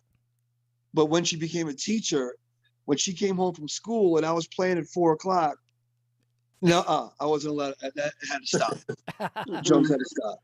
If you heard little kids blasting on saxophones and trumpets all day, oh my you need God, to go yeah. quiet. Yeah. Have you seen that? There's a car commercial right now where the kids are playing like the 2001 Yes. Space Odyssey They're thing, horrible, yeah. and they're all playing out of tune, and the woman's like Yeah. rolling up the moon Yeah. roof so she could block all the kids out. Yeah. That was Yeah. my life. That was That your was life, also right? like 25 years or whatever. Oh Yeah. my God. Yeah. K I'm through going to 5. heaven. Yeah, you're going to heaven. Man, I tried I to am teach going to heaven. I tried to teach a middle school percussion ensemble. Like, 'cause I'm not like a school teacher. I did it as like, this New York City organization hired me to, as more like a clinic thing to teach a percussion Artist in ensemble. residence. Yeah. And man, it was like, yeah, exactly. It was like 15 maniacs with drumsticks. And I was just like, every day I would go home with my head pounding. I was like, I don't like the drums anymore. I can't take this. It's I like, can't tell you. Yeah. oh Yeah. my I have to God. applaud all public school teachers, Right. all music teachers across the world. I know, from having 2 parents that toughed it out to give me a life, to put food on the table. It is hard. It is hard work. It starts at 5 in the morning. It ends at 5 p.m. Sometimes. And Yeah. Oh, yeah. and then preparation, lesson plans, grading. It's a lot. But Oh my God. Get your masters, getting all your credits above your masters, and going Right, to right. school, night and school. doing gigs on weekends. Yeah, It man. was There was a time when the 2 of us had a gig in Newark, New Jersey, in a Hilton, and we used to play from 5 in the afternoon to 12 at night. that's right. But she had already taught all All day day. long Yeah. till 3, and then she'd just jump in the car and we'd go and do the gig at 5. And my father would babysit Adam. Right. Oh, He wow. was, man, you're not supposed to work this hard. He's getting mad at me. That's But it insane, is. man. Crazy days. Hanging out with grandpa while mom is at work. Yeah. That's Yeah. right. Nice. Watching Chuck Norris movies. Right. Sergeant Hettinger. That's right. Oh man. So like as a kid you go through all this stuff. You didn't do a lot of the school band stuff, but then eventually you work your way to Berkeley. And so like talk just a little bit about the Berkeley thing. And I know you met your bandmates up at Berkeley, right? For Yeah, I met him in '92 at this 5-week program that my parents made me go to. We made you go. We to made you go to it. nice. Going to Berkeley. Or else. I'm glad I went because they were there, and when as soon as I started jamming with that group of guys, it was like, here we go. Yeah, it's on. Yeah. So you think the chemistry was like pretty immediate with those guys? It was immediate as friends and immediate as musicians, and I've never had that. I have my friends and I have my musician friends. Like I never like had like the combination of like your best friends that don't play music, mixed with those. It's just a weird dynamic. Like because they reminded me all of my best friends that I grew up with that didn't play music, that I just skateboarded with and hung out with all the time. Right. But they all were killer musicians. They spoke your language. Yeah. Yeah, we spoke the same language, and it was just from 16, from that first couple grooves we hit on, and we were trying to play Herbie tunes and trying to play Maceo Parker and James Brown stuff, and they knew how to lock it in the pocket, and wow. It was just wow, this is a thing. We all knew, we all felt the rush from there. Yeah. And they were attending the same 5-week thing? Yeah, the same 5-week, yeah. Wow. They were still in high school, by the way. They were 16. At 16. That's amazing. That's great. Yeah. Yeah. I have a couple of my students are up at Berkeley now. And actually Sergio Boloti, I don't know if you know him, but I know him. Yeah. Do you? Yeah, he's another southpaw. I'm a lefty. He's a great guy. He's going to be on the show. I try to focus, part of the time on the show with educators and bringing great educators up. But he's got a couple of my guys as students up there, which is awesome. Cool. So you guys have been together ever since? I mean, that's like profound. Yeah, we just never really broke up. I mean, we always went different places, played with different people. Yeah, we all did different things. I the first thing that kind of messed up the chemistry was I got the Average White Band gig, in 2001. Yeah. And that was my first gig out of college, not with my friends. First of all, just where your head was at, getting that gig, like Steve Ferroni, and like stepping into that kind of, for your headspace, were you like, oh my God, like I'm gonna be the guy, like Steve Ferroni was the guy? Yeah, Steve and Robbie, Robbie McIntosh, right. He was the original drummer on Pick Up the Pieces, and he passed away early. Both those guys are just two of the greatest ever, and I recommend everyone listen to Average White Band live, person to person. It's in 1975 or something like that, 76, and it's Steve Ferroni at his absolute best. I mean, he's always the best, but him playing live funk with that band in front of a raucous crowd. Yeah, and it's recorded really well, and you can really hear what he's playing, and he's taking some liberties with the music and having fun with it. And yeah, so I had, my parents had the White Album, like that they're more, I think they're more partial to the Beatles White Album, but I'm more not really. That is not me. Yeah. I mean, he's half and half. He's both. Yeah. But yeah, that Average White Band album was a big part of my growing up, and what you guys were playing in the house. And so by the time, I got recommended through this great bass player, Richard Hammond, is from Australia, I believe. And he's like kind of like the Australian Marcus Miller, like really killing slap bass player. And I was playing at this club, Wally's, and I was in this band called Fatbag, and I was playing around town for no money, but packed shows, lines around the corner, no money. Yeah, right. Red flag. But Red flag. It got my name out there because there was no internet. Right. So everywhere people went, I was playing with this band. Every Friday, Saturday night, I was playing in New England or playing in New York or playing in, flying, going out to Cape Cod or doing this or that. And the band was selling tickets. It was a hot ticket, You're on and television. it was like the only funk band with a rapper and a horn section and a DJ in the band, you know? Oh my God.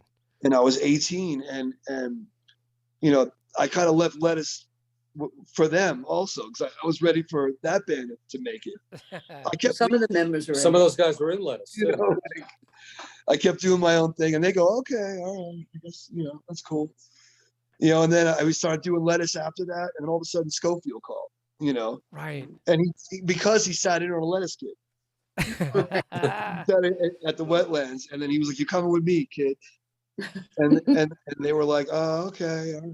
Yeah, Lettuce is like, you're cheating on me again. Like, well, Yeah. Right, exactly. They to their credit, they all had big things going on. Shmeen's the Yeah. guitar player was with Robert Randolph, a killing guitar player, and going out with Lady Gaga and Christina Aguilera, and you know, the bass players doing Jesus, playing with Dr. Dre and DJ Quick and all the rappers. And Ryan Zoidis, the sax player, had a record deal with his rock band in Maine. And they were big time. They were signed to Tommy Boy Records, a major label deal. Like, you know, major producers, Mottola was involved or something, like, you know, so you know, he was living the big time life. And so, you know, all these gigs were okay. They were okay because they're competent, good, you know, great musicians and good human beings that can get work, you know, and make a life and make a living. So they didn't mind that I was going out and doing these tours for 3 years at a time. And then it happened again with Wyclef. I did 3 years of Wyclef, no more Lettuce, you know, like. Right. And finally, Wyclef was like, said to me as a joke, "Don't you got your own band, man?" You know, like shouldn't you be doing that? And we were like, you know, in Jamaica, or like lavish, you know, sipping champagne or on a private jet or something. And, "Don't you got your own band?" I was like, you know, you're right. You know, I'm 30 something years old. It's time to really think about that, you know? Yeah. And then, and that's when I was like, I told him I was quitting it. And, you know, I said, "I'm going to do it." Yeah, I sat him down. "I'm going to do my own band." He goes, "Good luck. I got, you know, best wishes. Thank you for your time." And that was scary. But we had a booking agent at that time, Josh Knight, for Lettuce. And he was like, I want to book you guys. I want you guys to work. If you want to work, I'll get you work, you know? And that's when Lettuce really started to happen post Wyclef, post that era, you know, 2006, 7, 8, around there. It's almost like Wyclef put the seed back in your head to start. Yeah. Like, you know, seeing how successful he was and living the good life, and, you know, and assistants and his own recording studio. And, Right. You know, playing 4-hour gigs just because he felt like it, you know, and he was a super entertainer, you know, and you know, he could do his rap hits for an hour, but then he wants to sing Bob Marley tunes for an hour, and then he wants to do traditional Haitian, you know, compa music and you know, Trinidadian, like, you know, celebrational, you know, soca type stuff, you know, for another hour.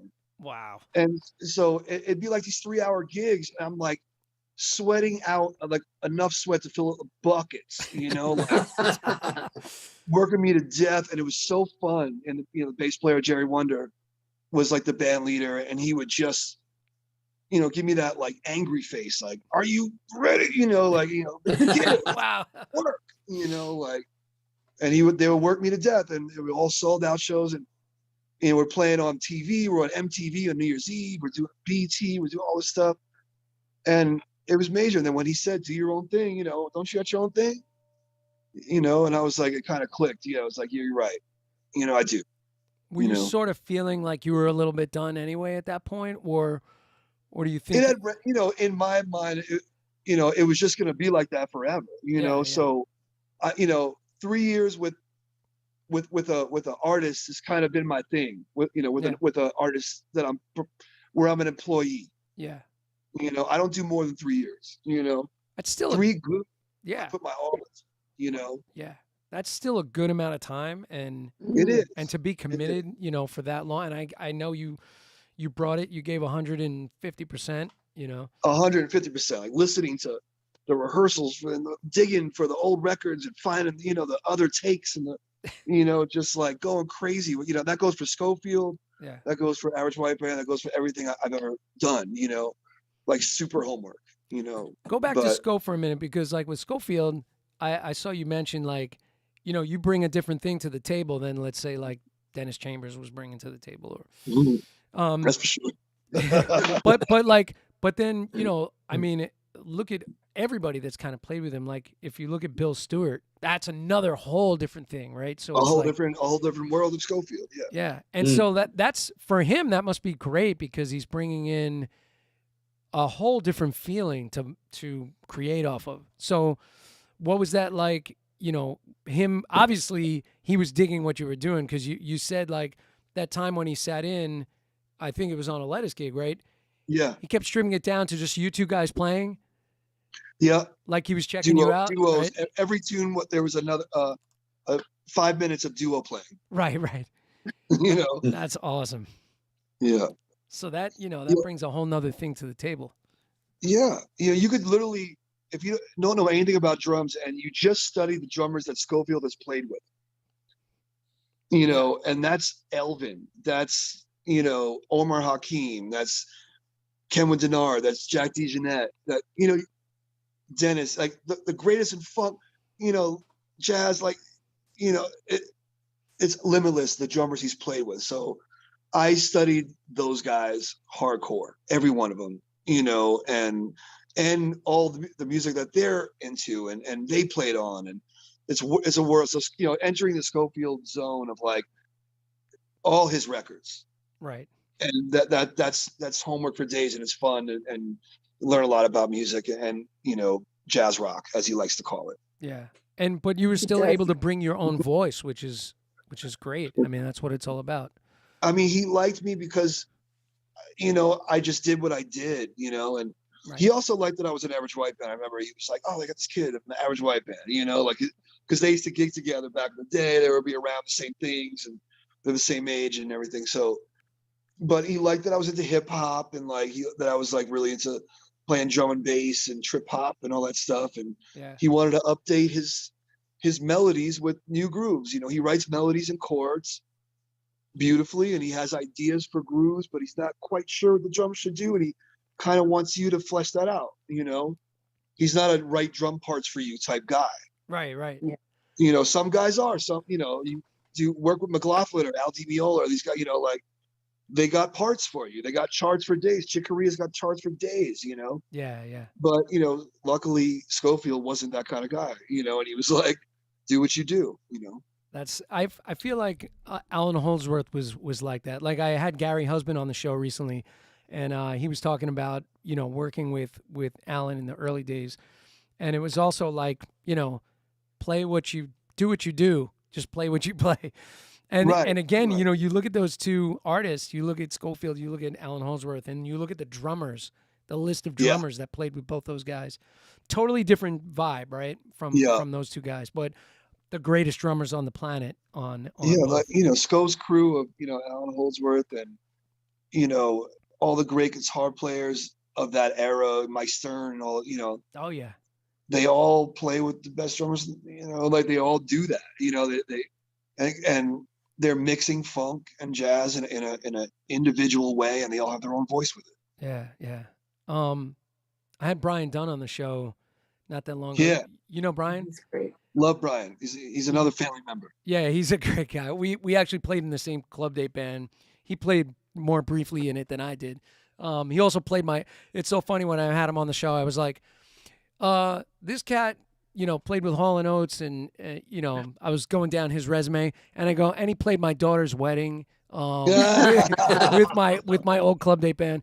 That's funny. But like he was played with like Chuck Loeb in the early days, and and briefly with Mike Stern. That's where I was learning about a lot of drummers, is watching these guitar players play around town, man. Adam, didn't you give Brian Dunn the AWB gig? It's something to do with I mean, maybe he did it for a little while. He's from Connecticut, so he knows them. They know him. I'm sure he's done some AWB gigs, but no, Brian's not from Connecticut. No, he's from Long Island. Yeah.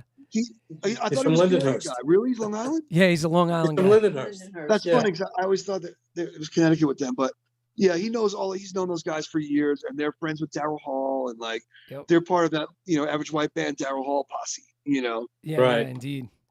So I'm sure he's played with them. I'm sure he's done gigs with them and stuff like that.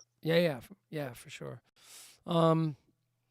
So Berkeley, do the Berkeley thing, then you're out on tour with all these cats that you just mentioned, and so when Ledisi kind of solidifies and you guys start really working together again, and by the way, as everybody else was out on other gigs too, so Absolutely. Did everybody have to make that decision to come together and put Ledisi kind of at the forefront of what they were doing?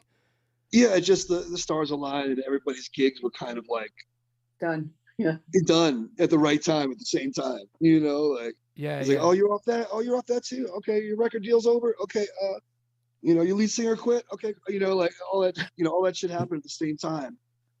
And so, you know, around 6, 7, 8, that's when all the shit started. Yeah, yeah. And so, and the writing process, is that mostly start with you, or is everybody bringing the writing to the table? Like, what's that writing process like? Writing for Ledisi? Yeah. It's you know, a lot of it comes from, you know, playing together and coming up with groups together and sound check, and then it comes from individual members sending around demos. Right. And then we all vote, and, you know, if we dig the demo, it's gonna make it on the record. Yeah. And are you guys recording together, or are you doing remote sessions, or how's that working? Like with We the new always record. record in the same room. We always record in the same room.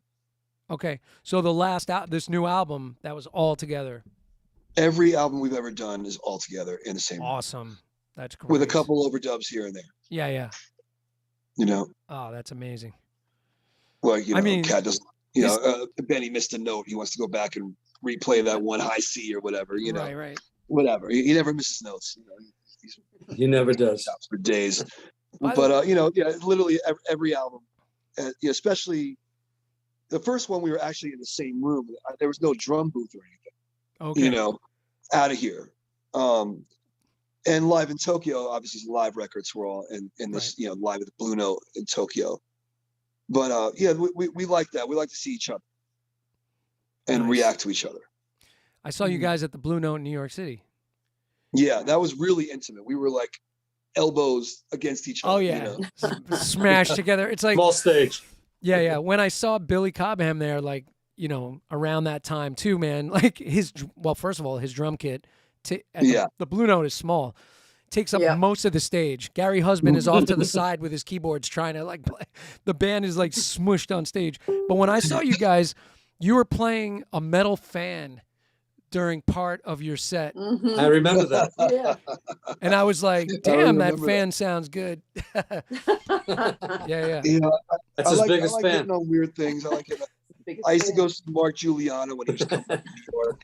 Yeah. And he used to play like a typewriter, I believe. He had a typewriter at one point, and he had a chain, you know, actual chain that went across the kit, and he'd hit it and he'd rattle it on the drums, and like, you know, and I remember seeing that, and like, you know, certain cats would do stuff like that. It was before they had like cool equipment like they have now with stacks and things and metal things to hit and stack, you know, all those fun things. And you know, people used to have to come up with things and hit random pots and pans to have an original sound besides, you know, the standard drum set and the standard crash ride, you know. Yeah. So I was always into hitting anything that didn't sound standard. Yeah. Mm-hmm. Well, the fan blended in really nicely. I brought a bunch of my students that night to see you play. Cool. I don't know what year that was. What year was that? I don't know. How many times? A couple years ago, 4 or 5 It's years like ago. maybe 3-4 years ago. 4 years ago, yeah. 3, 4. Definitely pre-pandemic, obviously. Yeah. Yeah. Nice. And now, how does break signs factor into this whole thing while Ledisi is happening? Oh yeah. Now, that's a whole side of my career. That's like the you know. Yeah. That's the electronic side, you know. Right. So I mean, is this simultaneously going on? I mean, how is that? How do you manage the two? Yeah, I mean, I've always been interested in electronic production and sampling and making beats, as they say, you know. And I've been doing that since I was 12 years old in my dad's basement with all his samplers and sequencers that he had, and MIDI bass and drum machines all over the basement, and wires everywhere, as my mom calls it. Wires. So, yeah, so I just grew up having all that stuff around, and so I love production. So when I met Bormley, great keyboard player out of New York, and he knew everything I didn't know about production and sampling and all that stuff, and we were able to combine our knowledge to start this thing called Break Science. And we toured a lot, and Ledisi wasn't really touring at that time. We, around 08, 09, 2010, 2011, 2012, Break Science was bulk of the year. Ledisi was in the cracks. Gotcha.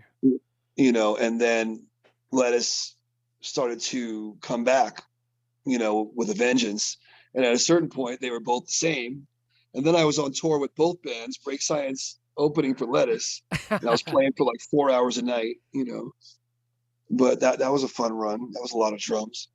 But yeah, if it wasn't for Break Science, I would have never known, what it's like to run a business or to, be in touch with a manager and an agent, and what that relationship means, and club owners and travel. And it put me into like a sort of a CEO sort of position with a band.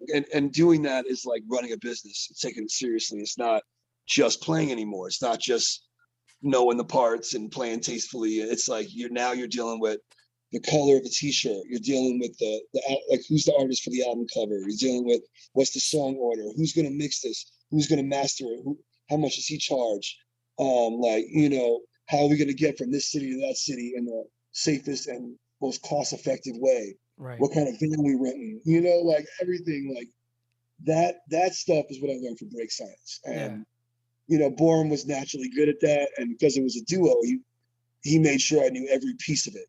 Right. And I learned a lot from that. So that I brought all that knowledge back to Ledisi, and it really helped the band prosper, I believe. And it melded well with everyone else's business savvy and ability to run a business. The four of us as the core four. Right. Myself, Ryan, the sax player, Adam Smirnoff, and Jesus on the bass player. Yeah. So we all four of us understand about running a business on our own and then running a business together. Wow. So, I mean, that experience with Break Science really taught you the business skills. You were basically wearing all the hats, right, at that point with that project. Yeah. Playing drums wasn't the most important part of Break Science. It was like the icing, because the drums were in the tracks when we played live. Okay, yeah.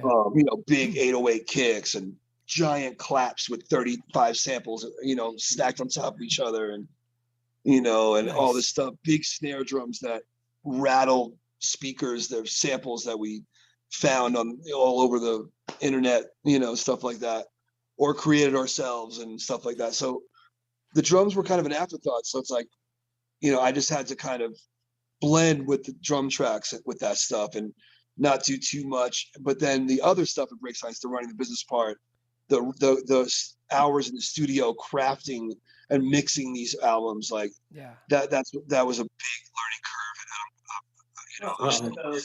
curve. We're back to funny voice. Did it do it again? Yeah, it's back.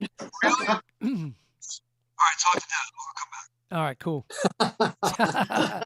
That's so funny. I don't know what it is with that phone. Yeah. That's all right. I got you to talk to. So, what were you doing while he's out touring? You're playing with your own band around town. Well, I was always in like 4 different bands all at the same time. Right. So, I spend most of my time playing with a band called Forever Ray. Okay. Which is a Ray Charles tribute. Wow. 10-piece cool. Ray Charles tribute. But it's really like an all-star band. I mean, the whole trumpet player has toured with Alicia Keys and Christina Aguilera, and nice. Sax player toured with Rod Stewart for 5 years, and Springsteen, and it's a phenomenal band. We're going back out soon to play again. But I was doing a rock band for a while, like classic rock. I was in a jazz trio for quite a while. Nice. And then we decided to, thanks to Adam, we decided to do the original band at some point, because I've been writing songs forever, Adam said, well, why don't you just, put a band together, Yeah. Just start doing your original stuff. So I've been doing that. We put, we did 2 albums. Yep. So how do you choose who's going to play drums without pissing the other one off on you? Well, we have a really, the original band has a really cool drummer, Joe Mama Carpentieri, Joe. And you know him? You know who he is? I don't know him. No. Oh, he's great. a wonderful drummer. Great Yeah. drummer. Studied with Adam a little bit. Oh, What nice. band was he in? What band was he in? Mr. Breakdown. Mr. Breakdown, right. Right, with Dave Reese. Yeah. Rockland County, New York Yeah. band. I kind Wow. of scooped them up and put them in my band. Nice. Yeah. Yeah, just seek out the real talented local Listen. guys. But you also had Mikey Karuba, formerly of Turquoise. Yeah, well, Yeah. he was on the album. You know, Yeah. On and the we had album, Nikki and you had- Glaspie on the album. You We had had, Nikki you know, Glaspie on the album Oh, Nikki. Yeah. of Beyonce Yep. fame. Yeah. that's right. Mhm. And then, of course, we had George Porter playing bass on a few tracks, and Yeah. Nice. yeah. What are those two albums called that you mentioned? The first album was came out in 2017, I believe. It was called Grateful. Grateful. And then right before the pandemic, we released the second one, Work With What You Got. And we still really haven't had the chance to promote it properly. We will at some point. Yep. You know, we promoted the first one and debuted it at the Blue Note. Mhm. Nice. Yeah, and that went over really, really well. I was very pleased. But you know, at some point we'll do something more, you know, to promote the second one again. Yeah. Yeah. Cool. Good, man. Yeah. Very Yeah. cool. Sweet. By the way, Yeah, man. my buddy Dave Clive from Dave Clive's Gretsch Museum was chiming in before about Brian Dunn, and he said that he definitely saw him with Average White Band for sure. And I know that he played Absolutely. with Average White Band, but yeah. Yeah. Yeah, he did. Yeah. Very cool, man. As a matter of fact, I think, Adam, if you remember, the night we played at the Blue Note, Yeah. we were outside, and who drove by? Brian Dunn pulled It was up. in a car. Brian. What? He Oh, was that's so playing- funny. We were Wow. playing drums on his car hood. Right. Oh, that's great. Yeah, I think he was playing at Cafe Wall around the corner. Right. Yeah. He did that house gig for a while at Cafe Wa. Yeah, Oh, yeah. definitely. Yeah, man. Super nice guy. Yeah, he's a sweetheart. Great feel. Yeah. But a love the way he sweetheart of a plays. guy. Yeah, we have a mutual friend, this trombone player that I went to Berkeley with, Sal Randazzo. I remember great trombone player, toured with a bunch of different bands. Oh, Lionel Hampton, Count Basie. What Mhm. does he have to do with Nice. Brian? They live right near each other. They live Oh, right they up the do? street from each other. Mhm. Small world. Yeah, he's a great drummer. Love him. So Solid. now with the new record coming out, are you guys going to be full on touring? What's the scoop for Ledis with the upcoming Exactly. year? Full on touring. FOT. FOT. FOT. That's what we're doing. I have 4 days off. I'm supposed to have 9 days off, but I fly to Miami to record an album for Devon Allman, who's Greg Allman's son. Oh wow. And he was supposed to have Gad on his record, but I guess Gad's not doing it. And I'm gonna go to Miami and cut it. And I haven't even heard the tunes yet, but should be cool. Yeah, man. So that's 4 days in Miami, and then I go fly directly back to another 3-weeker or something, 2-weeker. Aren't you doing New Orleans too? You're doing New Orleans. Yeah, and then we works directly into New Orleans, and that's like May 1st or May 2nd, and then I have a slew of Jazz Fest craziness. Nice. Gonna be hanging out with Devin and everybody, you know, and couple crazy gigs with Tedeschi and Skerrick and those crazy guys, and I'm doing my own band, which I do every year. It's called Deitch Days. I don't know, put on by Live for Live Music, and it's like they're like, whoever you want to play with, man. And I'm like, well, can we get this guy and that guy? You know, so I got a great band this year. Sean from Snarky Puppy, Oh wow. Sean Martin from Snarky Puppy on keys, Nick Daniels on bass from Dumpster Funk, one of the greats, and can sing. Unbelievable singer. Yeah. Great voice. Great. Yeah. I got my brother Shmeens from Lettuce on guitar, and who am I forgetting? Maurice Brown from Anderson .Paak and playing trumpet and Silk rapping, Sonic. doing his thing, you know. Yeah. So it's going to be a really fun band, really excited. I don't even know what we're going to play. We literally could just go up and just make stuff up, and it would vibe, you know, because all those guys are down to just go with the flow, so But I don't even know if I'm going to send tunes. I might not even send right. tunes. I Oh, don't that's know, funny, man. We'll see. I'll maybe I'll throw them a couple chords and maybe we can just go from there. But do you like typically on that kind of thing, do you pull out tunes from like your quartet thing, like those? Well, no, I'm that doing a material? quartet gig also. Oh, cool. I'm actually opening up for the Tedeschi gig with my quartet, so I have 2 gigs back to back. Sweet. We're in the same club, so I leave the drums set up. I love that. How great is that? Oh my God. It's the best. It's the best. Take a little break, drums stay the same. I love it. Yeah, so that'll be a fun one, and so when I'm with on the Deitch Days thing, it's like, it's called the Funkiest Cats I Know, and we just pick some tunes that kind of rare funk tunes that people don't really go after, and then just play, expound upon them. Nice. Oh, that's killer. And is any of this coming to New York anytime soon? In pieces, Yeah. here and there. Yeah, man. But New York will let us. Will be back soon. I'm pretty sure. Are we playing the The Cap? 22nd. The 22nd, you're at the Cap. Cap Theater, 22nd. Oh, cool, man. Yeah, so we'll hang at that hopefully, and yeah. Very cool. I got some. I'm gonna go to some speed round questions. These are all cool. A mix of things, and anybody's welcome to answer if you want. And I'll also throw out some drummer names that we need first reactions on. All right. But all right, so the first question, I think you might have answered a couple of these from the early stuff, but what was the first record you ever owned and or bought on your own, since your parents had like a massive music collection? Mm-hmm. But what was the first thing you bought? I didn't have to buy records. I mean, like, they had so many good records. It was like cheat codes to funk and soul and jazz, Oh my God. From like John Coltrane Crescent to like, all the Tower Power records and all the Herbie records, Stevie Wonder records, like Donny Hathaway. Everything was in the house. Right. So I didn't start buying things till like hip hop, was out, and like, they actually started buying me rap tapes when I was like 10 years old, like Fat Boys and like the early shit, Right. Run DMC. Fat Boys are back.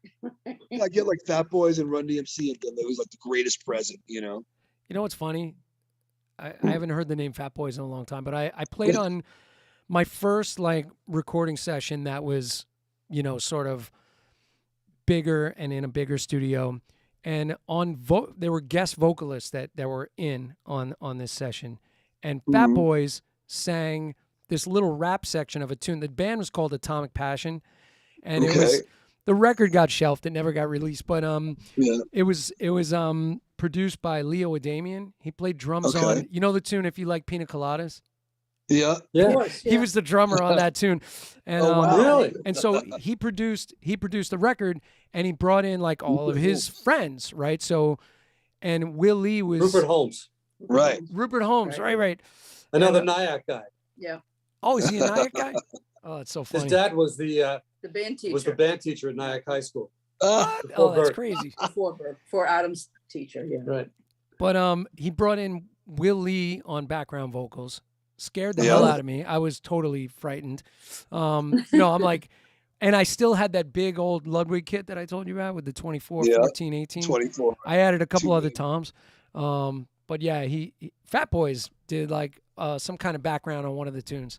That's amazing. That's my dreams to record with the remaining Fat Boys. Oh my God. All right, cool. So you didn't have to buy any records until maybe the hip hop stuff. Tapes, like I started. I think I bought Eric B. and Rakim, Paid in Full. That was like the first, and KRS-One, Criminal Minded. Those were the two rap tapes that I bought on my own. That I was at Sam Goody or something. Yeah, Sam Goody. Oh my God. Yeah. Remember that? I'm dating myself here. Mm-hmm. Oh my God. We had Sam Goody on Coney Island Avenue in Brooklyn. Yeah. Wow. Sam Goody. And Tower Records. I miss those stores. Yeah. Oh my God. Tower. I would spend all day in Tower Records. Yeah, Right. me too. Oh my At god. Berkeley, Tower Records used to be right next to the school, and we would hang out Around- after around the school. corner. The Yeah. auditorium. You know, it was great. I miss it. Yeah, man. Me too. Mhm.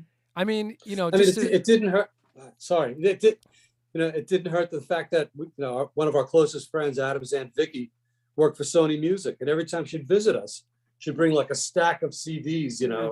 it's amazing. Mhm. And just sit here. Yeah, yeah. After a while, we had like thousands of these things. Yeah. So a long answer to a short question. Yes, I didn't. I only had to buy rap tapes. Everything else was Nice. paid.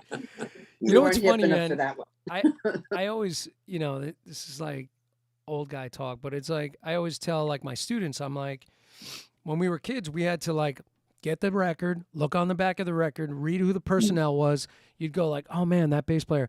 Let me look up who he played with, and you're connecting the dots Yep. from record to record or CD to CD. Yeah. And now it's It was a so book. It was so like a easy. book. I miss those days. Yeah. Yeah, yeah. Mhm. I would. Where was it spend- recorded? Who Right. produced the album? Yeah, yeah. All of that. Totally. Yeah. I think the Crazy, young man. musicians do that now, even though they don't have access to albums. Like you just gotta search a little harder. You gotta go to Google, Google and all But even music. on Spotify, they should have a thing where you just tap Yeah, on all the music thing has and a lot of No, that you stuff. shows you the whole thing. Yeah, it's like you got to jump through hoops You to got most of that download the info. book. Yeah. You know what I mean? It's crazy. Like there's no liner notes popping up on iTunes Yeah. or Spotify. So, Right. Definitely I know. not. Definitely not. Sad. yeah. Those days are over. First drum you ever owned? That's a stupid question because your parents had a house full of drums. So Well, yeah, that is kind of ridiculous. 'Cause, I even brought my mom's Gretsch drums to Berkeley when I was 16. Like I didn't even have my own kit yet, nice. and they were like these old drums. And she put like this white cover on the outsides because they No, look that was good. No. No, I you brought had, those you had drums, that they were blue. white. What company No, was no, that? but this is before the Blue Pearls. Oh yeah. At the Yeah. 5 week Pearl. at the white drums, or They I don't know weren't if they- Gretsch though. They weren't Gretsch. They were like Gretsch knockoffs or something. They were like Brand X. Zam, Acme drums. Zamzar The drums. Acme drum set. Yeah, but then one Christmas, I think it was right before I went to Berkeley. I said I want drums like Lil John Roberts, and he had the Blue Pearls. Nice. Right. Uh, You there blocked. goes- Oh, We you can't hear you, I Hattie. hear you. you muted yourself. There you go. My first drum set, and I didn't. They bought those for me. That's like I think I bought a Fives kit when I was in college because I saw them in Jack's drum shop, Yeah. and I always wanted to have Fives. Right. The clear. Well, Eric lent us fives for a Went while. just for a while. We had 'em- all right, because then he he took them bought- away, then he and bought I some. wanted them back. And so I bought a pair of kit of Fives for $700 or $500, and then I brought them on my first tour with Schofield, and he was really upset about it because Right. that's what Billy Cobham played with him, and he didn't want the same drum set. You wanted a jazz kit. This Right, kid, right. 5-year-old kid playing the Fives, so he made me get rid of those drums and drop them off at the house, and I had to play an 18-inch kick and 12/14 because that's what he wanted, Yeah, yeah, yeah. which was great because it taught me how to play jazz sizes and get a sound out of them. Yeah, get the right tuning and yeah, Mhm. Yeah. crazy. So I would say the Fives are my first kit I ever bought. My buddy Dave Clive, that's the Gretsch collector, his head's gonna explode probably because he had a Fives kit, but he also had a blue pearl Gretsch kit that he actually we showed it on the show when he did his Gretsch Museum thing. Yeah. Yeah, chime in, Dave, if you remember. So first concert you ever attended, what was that? Well, that's also crazy because my parents were playing 7 nights a week, and I used to see them all the time. True, You that's know, true. Besides your My parents. grandparents. Well, we brought you to grandparents see would bring George me to see Benson them when you were a kid. George Benson when you were little. Wow. I saw George Benson live. Yeah, Yes. You were really little though. Jones Beach. He I don't was remember that. very little. He I loved remember George Benson, so we took him to an outdoor concert at Jones Beach Theater. Right. Wow. I Wow. wonder- You wouldn't remember that. You were little, but I you don't loved remember it. And then you saw Okay, but EWF I at saw Radio Earth, Wind, City. and Fire at Radio City Music Hall when I Yeah. was like 10, Right. Wow. Oh my God. and that was unbelievable. Maurice was still with them, and Yeah. it was Sonny Emery at They the were at- height of his Yeah, they were just at their Right. peak. absolute destruct. He was just so good, Still, God. one of the best drummers alive. Oh, Shout really out is. to Sonny Emery for that inspiration of just that's what a real drummer is. You know, like it Yeah. was like when you see him play and he takes that solo, you know, that every night. It's just and he just wows the crowd, and every idea he does makes sense, and wow. he's just like the consummate great drummer, you know. So I remember seeing that and being blown away. And then I saw Tower of Power. You guys brought me to see Tower at the Bottom Line, They were and I loud. was blown away by that. I was 12, and, So loud. and that was like, you know, hearing 8 horns at once right in front of me. I know. Yeah, We've been It was deaf loud. ever since that Yeah, night. that was the night I lost my hearing. that's a tight room. That was a really small, tight room. Yeah. Yeah. Yeah, they all my parents talked about was how loud it was that Yeah. It I'm was. still talking about that. I can't hear anything. What? Now. Oh my Hearing God. aids. I loved it. I loved Yeah, it. Yeah, It they was were great. They were it was great. it was like an all-out assault on your senses of funk. Yes. You know what's funny? In that same room, probably the last thing I ever saw at the Bottom Line was Terry Bozzio with his thing, The Lonely Bears. Wow. Mm. So lonely Tony Hymas, like on all those weird, you know, like tin whistle and like Uh-oh. all those brass instruments, and Bozzio's kit, of course, took up like half the room. Yeah. Yeah, totally bananas. Thousands of drums. All right. yeah. And actually, my buddy Dave Clive and I saw Bozzio when he did his solo drumming thing in the beginning, and Mhm. he was bringing out the early days of the SS Bozzio, that freaking Nice. gigantic kit. I'm Yeah. a Bozzio played on this Record Brothers record, Heavy Metal Bebop. Heavy Metal Bebop Yep. is one of my favorite. Like, Great And record. do you know this It's a record? great Heavy Metal record. Bebop? Heavy Metal Bebop by the Record Brothers. Record. I know who they are, but I never heard. You gotta listen to Bozzio on this. dude, that It's that just version of like- Squib Cakes. Yes, and the way that I interact with the soloist with Lettuce, like when I go off the groove and I start getting into my thing with them, that's a lot of that's the Bozzio stuff from Heavy Metal Bebop. Nice. The way he interacted with Brecker, like and Yeah. a lot of stuff I did with Schofield also when I wasn't just laying it down, and I would start to go with Sco and push him and play some stuff with him.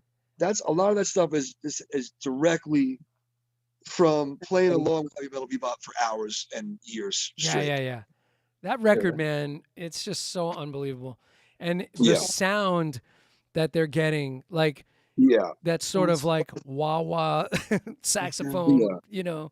right. Yeah, totally. Like the effects that Randy was doing, and what you know, obviously what Mike was doing with his effects on his sax, Oh my and God. what Bozzio was doing, it could have been like a standard kit. It wasn't even like I heard a Right. lot of toms or crashes, but just the way he was really becoming an integral part of the improvisation with Brecker, Yeah. you know, in a way that like Elvin was with Train and Tony with Miles, and they were in there with the soloist, you know. Yeah. So that what kind of taught me how to interact in a way. And my dad's really good at that also. He's like, you know, knows how to push a soloist and, you know, add and, you know, kind of kick a soloist in the butt in the right spots. Yeah. That's like my Adam, favorite I saw- Bozzio I playing. saw the Brecker brothers the night before you were born. We went to the jazz workshop in Boston. That's We saw the Brecker brothers. What? And you went Yeah. into labor the next day. Yes, I did. I think the So horn thankfully- section was Mike and Randy and Dave Sanborn. Yeah. Wow. So Wow. you can I Horn wonder, I section. wonder who was on drums. It could have been any Chris Parker. Chris Parker. Oh, it was Chris on Parker. drums. I love him. wow, that's Yeah. amazing. You were ready to Yep, come out Billy the next played day. bass. You heard that, and that was it. Coming out. Coming. Right. It's coming now. Oh my Coming out God. now. Yeah, even like the non-household funk drummer names are household names in my house. You know, like the Chris Parkers and like you know, just like the guys that are kind of under the radar as far as like when you name the top heavy cats, like Right. you know Gaylord Birch and Gaylord Sandy Birch. McKee and like Sandy those McKee. they're as big Chris as Funky Dennis Chambers Staples. and Vinny's and Weckles in my house, in our Yeah, house. yeah. you know? Alphonse Mouzon. Alphonse Mouzon. Oh yeah. Yeah. Yeah, man. Another one. Mhm. What's up? You're out of here right now? Oh no! Say hi to Deb. Say goodbye to Deb. He's got to go. Dev, take care, Keyboard. man. He's like floating in the background. Dev, go look up those 3 records. same time. I've been listening to all the drop. Man. Yes, sir. Let's talk later. Let's talk later. Yeah. Cool, man. So when you get to the place for Jazz Fest? I'll be there like the 2nd or the 3rd. Oh, okay. Yeah, around there. I'll talk to you before then. Nice. All right, be safe on the road. Say hi to the guys. All right. Oh man. Yeah, we got to make that hookup, so we'll get him on the show. That'll be super fun. Yeah, wait till you type in Dumpster Funk Live recently or in San Francisco with Tower Power, and you hear him play the Tower Power stuff, and it's like, whoa, it's next level the way he plays that stuff, and he also has all the Zigaboo stuff, and he has all the Russell Petite stuff, and the Herlin Riley stuff. It's like he's just and he's 28, you know. Oh my God. Yeah, just an absolute beast. By the way, Dave Clive just said Heavy Metal Bebop was recorded live at my father's place in Long Island, and he was there. He was there with Terry when he was taking all the bottom heads off of his Black Nitron Gretsch set for the recording. Wow, to get that dead sound, that Yeah. 70s sound. Same exact kit that he used with Frank Zappa. Wow. I think I went to Berkeley with that kit, that no-name kit with no bottom heads. Oh, really? That's right. I took all the In bottom heads off. 94, in 92, you know, like way past that era, you know? Oh, wow. And they were like, this guy's a weirdo. He doesn't even have a bottom heads on his kit, you know? Oh, my God. But, you know, to me, it's like that's how the record sounded that I grew up listening to. So it was Right. totally normal to sound like boom, boom, boom. Right. Yeah, exactly. Oh, my God. That's great. All right. A couple more. Okay. First drum hero, like big drum hero to you, besides mom. Well, I knew that my mom cut out a picture of Steve Gadd out of a magazine and put it above my bed. Nice. You taped it to my wall. And I remember not knowing quite who he was yet. Right. But I knew he was a big time drummer that my parents loved. Wow.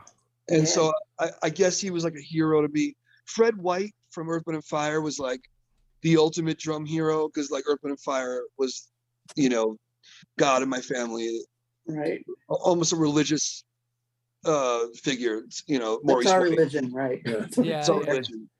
So, you know, I really love Fred White. And there's a video where in 1980 where he comes out of the ground, he comes out of the bottom of the stage and he's holding the tambourine and he, you know, and he's shaking the tambourine, he's smiling, and all the whole band like bows to him and everything. And, Standing Oh, my around God. him. Right. That was Yeah, the Great so- City they did that. Yeah. Yeah. yeah, it looked like some really rock star. They had his drums on this, you know, this thing that pushes it up. Right. through It came the- up, yeah, like an elevator. It came up. an elevator, yeah, whatever it is, you know. Yeah. I Radio feel- City. So I he feel was like- my first like drum hero that I looked like, wow, like I want to be like, I want to do that. I want to do what he's doing. He looks like he's having fun. I feel like Right. I feel like Parliament and Earth, Wind & Fire both took the stage thing to another level. You Yeah, know? that was Oh, yeah. the era. That was the era, and they were trying to outdo each other, and there was competition and all that. you know. Yeah, yeah. Oh my God. Pyrotechnics. My parents were Yeah. definitely my first drum heroes. Absolutely, you know. I know. I know. Besides them, you know, yeah, I'll go with Freddie White Nice. and Steve. It's funny, like for me, I've said this a million times, but my dad took me. My dad was a classical music buff, so I was going to like Lincoln Center and the opera and seeing all this classical stuff. And then one night he got tickets to, when I was like 10 or 11, to the Brooklyn Academy of Music to see Buddy Rich. Ooh, And, yeah. Buddy Rich Big Band with Mel Torme singing. Wow. And, that was pretty mind blowing. I bet. I can imagine. Yeah, yeah. He was my hero growing up, Buddy Rich. Yeah, yeah. Mhm. And watching him on like, you know, late night and all that stuff, like Mhm. Carson and all that. Yeah. Sure. Oh, yeah. Your first real gig. So I think you answered that. You were pretty young, right? It's probably What's that? your first like Your real first real gig. real gig. Sat I in mean, with us a lot when we were young. I mean like, And you we know, played- paying gig or like paying gig outside of playing with my parents. I mean, not playing, you know, at the Middle Eastern restaurant or getting paid from church on Sundays. I got paid from that too. oh, well those count. Those do count. Yeah, that was a paid gig. You know, Those are great gigs. Yeah, that's all I can really remember is like getting paid for church, and you know, the Middle Eastern restaurant. We make like $50 or $40 each, Nice. you know, and For 4 sets. Like yeah, 4 sets, Oh, something yeah. like that. all night. And you know, and then when I got to Boston, I did this thing called Wally's Cafe, which is like all the funk cats go through this club, and I had the Sunday night slot, Nice. and that was $50 a man for a 5 hours every Sunday. Wow. You know, 5 hour gig, and that's what I paid my rent with when I was out of Berkeley, and it was a lot of drums and a little bit of money, but a lot of experience. Yeah. Yeah. Those gigs are so important, man. Like, you know, like I said before, like cutting your teeth on stuff where you're getting to play for that long. Yeah, yeah, Um, it's worth it to if you love the music and the situation's great and you're being seen, and the vibe is okay. It's all right when you're young and getting going to take less money, or just to settle for, you know, a little bit less, just to get your experience and get heard. Yeah, You for know? sure. Because it's got to be like, if the gig is crappy and you hate the music, but it pays a lot, it might not be worth it. But if the money is not that great, but the playing is great, it might be worth. You know, you got to really, Exactly. You got to weigh it. You got to weigh it. you got to weigh it. That's what Wally Yeah. was all about. Yeah. Yeah, for Mhm. sure. All right, and worst or weirdest gig you ever had? I played with an Elvis impersonator You did? Oh my god. at a Nyack Street Fair. What was his name, Dad? I remember that guy. Really? I don't remember that. I don't remember his name. And Jono and Carmen were in the band, Mom. You don't remember? I don't remember an Elvis though. I remember John Owen. No, I remember that he guy. it was Tom Fabre, and then there's a guy dressed up like Elvis, and he did all that, and we were just like hanging It our was heads terrible. down, and just like we were so embarrassed to be playing with him. And he had this gig in the center of town, or street fair, and all my friends were there, and it was like so embarrassing. And That's Yeah. awesome. that was a weird gig. And playing with Lauryn Hill was a trip, because the rehearsals were so great and spiritual, and she was amazing. We were so tight, and we get to the gigs, and she didn't want to go on stage. Whoa. You know, she had this thing with like making the crowd wait for an hour and a half. You know, Oh, I heard about that. Yeah. yeah, it was real. So we're on stage and we're ready to go, and you know, Jerry, the bass player, would go, "She's not coming out, man. She's not coming out." You know, we're like, "What do we do? You know, like, what do we do? Do we play? Do we not play? Do we get do I get off the drums and wait?" You know, it was like night after night of confusion, to the point where I quit the gig. You know, Wow. so that was awkward and strange. You know, but she was a total genius. Yeah, you yeah. know, an absolute, you know, master of songwriting and singing and teaching the band what she wants, and if she could just go out there and do it, Yeah. you Right. know, Yeah, it's exactly. like Miss Hill. Miss Right. Hill. Miss Hill she taught me a lot. Wow. You know, Oh, just out of curiosity, what did you guys do? Did you play and just vamp and like do your thing, or Did you have to do a Did you have to like solo? solo for an hour or something? what are just you talking about? For nonstop what? drum solos? For while she- Lauren. For No, when Lauren. Lauren didn't come out, did you guys play, or what'd you do? I think we would play. I think we would like kind of like maybe play a medley of her tunes, instrumental, maybe like something like that. Wow. Or we do like a long intro, and Wyclef would come out and stall and do some of his tunes, whatever would work. Wow.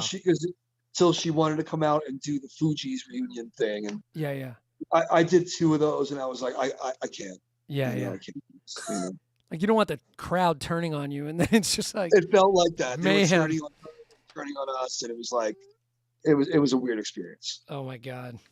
All right, so a lot of these you already answered, so I'm gonna skip a bunch. But one record you listen to that might surprise people based on the stuff that you do.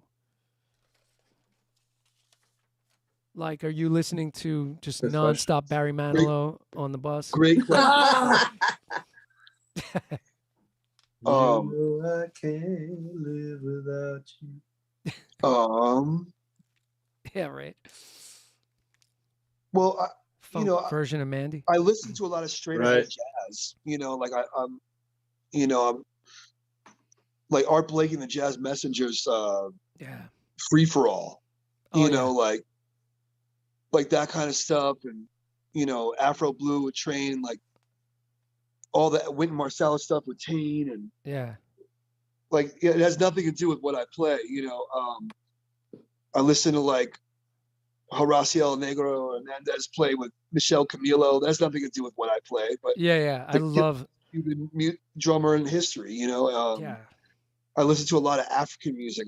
I got Fela Kuti, Nigerian stuff. Yeah. It's not funk, it's not hip hop, but Otunji. Baba Olatunji, drums of passion, Yeah. which is straight djembe rhythms, like it's all part of the family tree of drumming, and yeah, so I love all that stuff, even though it's not directly related to what I play. Are you hip to like Daphne's Prieto stuff? Absolutely. He is what Horacio brought to us as drummers, as American drummers. This is the Cuban stuff. Yeah. And it was almost over our heads with the left foot clave and all that stuff. But I feel like Daphne's is almost easier to understand, and the way he teaches is amazing. Yeah. And his yeah. Instagram is incredible. And I learned every day from the way he approaches playing. And when I go into my drum solos, in Phyllis with Lettuce or whatever, and I kind of hint at some Daphne's Prieto stuff, and Yeah. every day, he's just so knowledgeable, and he's one of the best ever.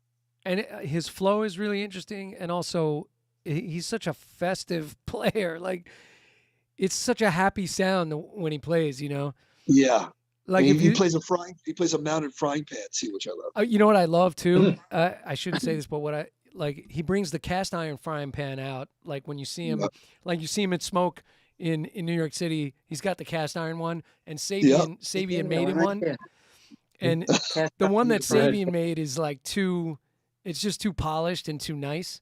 Right. So like in the video, he's got the Sabian one, but when you see him in a club, he's got that cast iron one that sounds So he actually had Sabian make him a frying pan? Yeah, Sabian made like a brass frying pan. It's like bananas, man. That's crazy. It's insane. I mean, it sounds really cool, but nothing's like a dirty cast iron frying pan. Exactly. Yeah. For cooking or play. Yeah, exactly. And I just want one other record I wanted to mention real fast is that trio record with Roy Haynes, Pat Metheny, and Dave Holland. Oh yeah. Oh my God. With they did a cover of did they play Windows on that? I feel like they played Windows by Chick Corea on that. I don't know. But it's just a killing record, man. That's for straight ahead stuff. I love that record. Yeah, anything with Roy, I'm in. Yeah, exactly. Snap, crackle, pop. Did it and did it and did it and did it. Yeah. By the way, you doing any clinics like in the next year or anything yet or not yet? I'm definitely trying to get people on the Deitch Academy stuff, and because that's easier to do while I'm touring. Right. I'm doing a Berlin drum festival. I just got asked by this Berlin drum school, and it's a big thing out there that I just signed on to do. As far as the States, I don't have any clinics booked as of yet. It has to work around the Ledisi schedule, which is not easy. Right.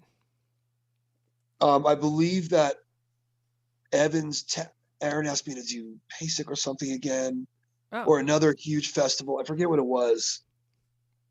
And I couldn't do it. I was on the road and I just couldn't get out of it, so. Gotcha. But I'll be occasionally doing clinics from home, and I had really great experience doing 30, 40 people in a Zoom and nice, just talking about a specific subject and going through it and doing questions at the end. So I look forward to doing more of those. Cool, man. And like I said, if you ever need help with the tech side of things for those, right on. I'm your guy. I'll hit you up. There you go. Yeah. Cool. And by the way, I did Rhythm Magazine did a thing on me about the tech thing, and about how I put together these setups, and I did it with Stanton, obviously, and the guys Garibaldi and Weckel, and magazines are still reaching out to me about it. I'm like, doesn't everybody know how to do this yet? Like, what's Yeah. happening? But it's still a thing, man. Like, people are still reaching out, going like, hey, how do I connect cameras to a switcher and bring the audio in and do all this kind of stuff? So Yeah, it's really funny, it's man. not easy stuff. You're making their life easy. Yeah. I mean, and now PASIC is asking me to do a drum and tech clinic in November. So Man, hopefully- thousands of cats across the world will benefit from that. Yeah, You know, yeah, I would indeed. say 80% of all drummers don't do tech at all. Right. You know? I started doing online lessons kind of early, and I just had it figured out. So when the pandemic hit, I was kind of ahead of the game. You know, I'm not reinventing the wheel, but I definitely figured it out. You know what I mean? Yeah, you Cool. speak both All right, drum cool. and tech. And Yeah, that's exactly. useful. All right, I'm just gonna drop a couple drummers, and then we'll probably be wrapped up. But and this Cool. is like from. It's funny because I had my original list, but it keeps growing from different guests. So the first one on this list, which is from March 7th, I wonder who this was for. Shannon Powell is my first name on there. I just showed my parents Shannon Powell the other day at the house. Great Ah, player. Man, he just Oh my God.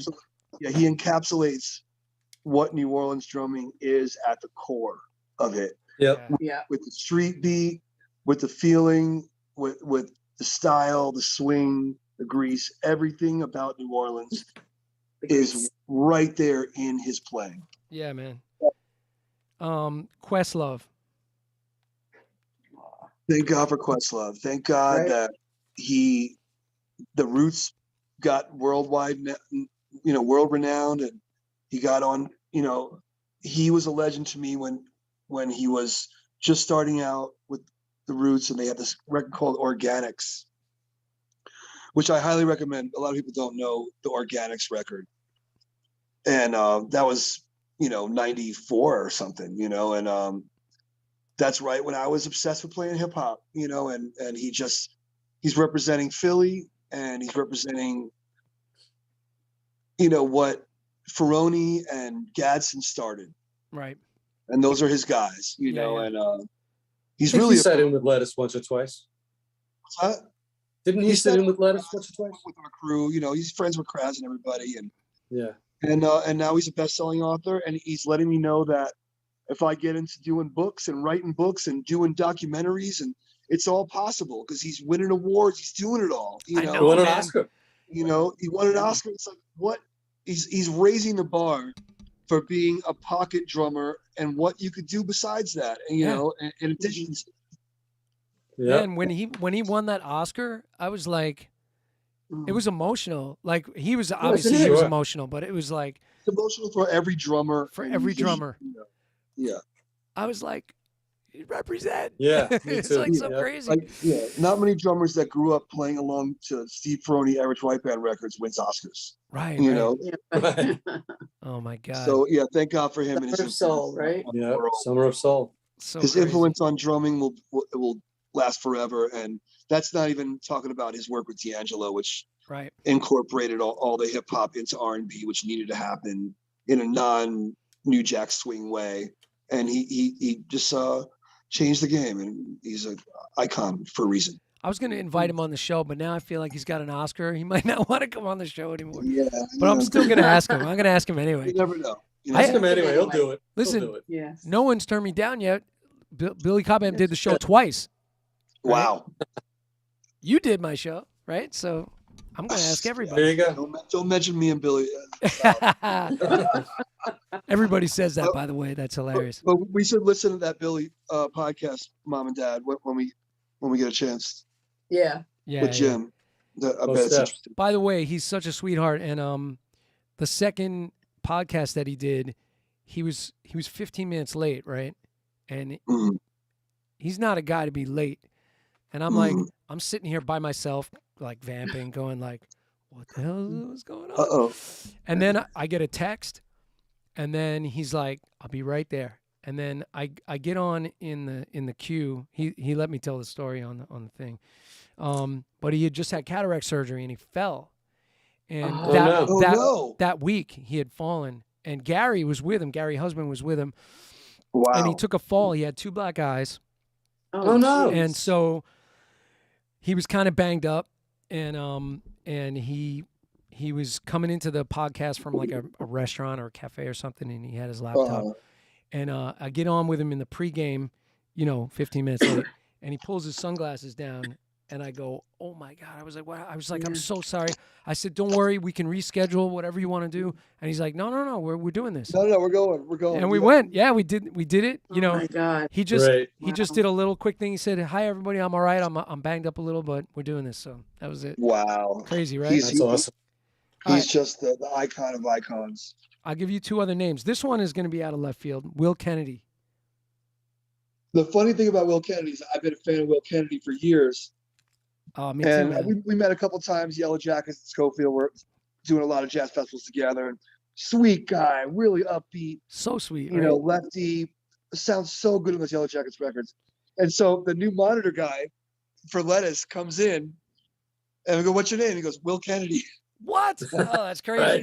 And the whole band was like, "Oh, we can't believe it. We all love, the whole band's fans of Will Kennedy." Oh, that's great. Yeah, Yeah. shout out to Will and all his amazing work with the Yellow Jackets.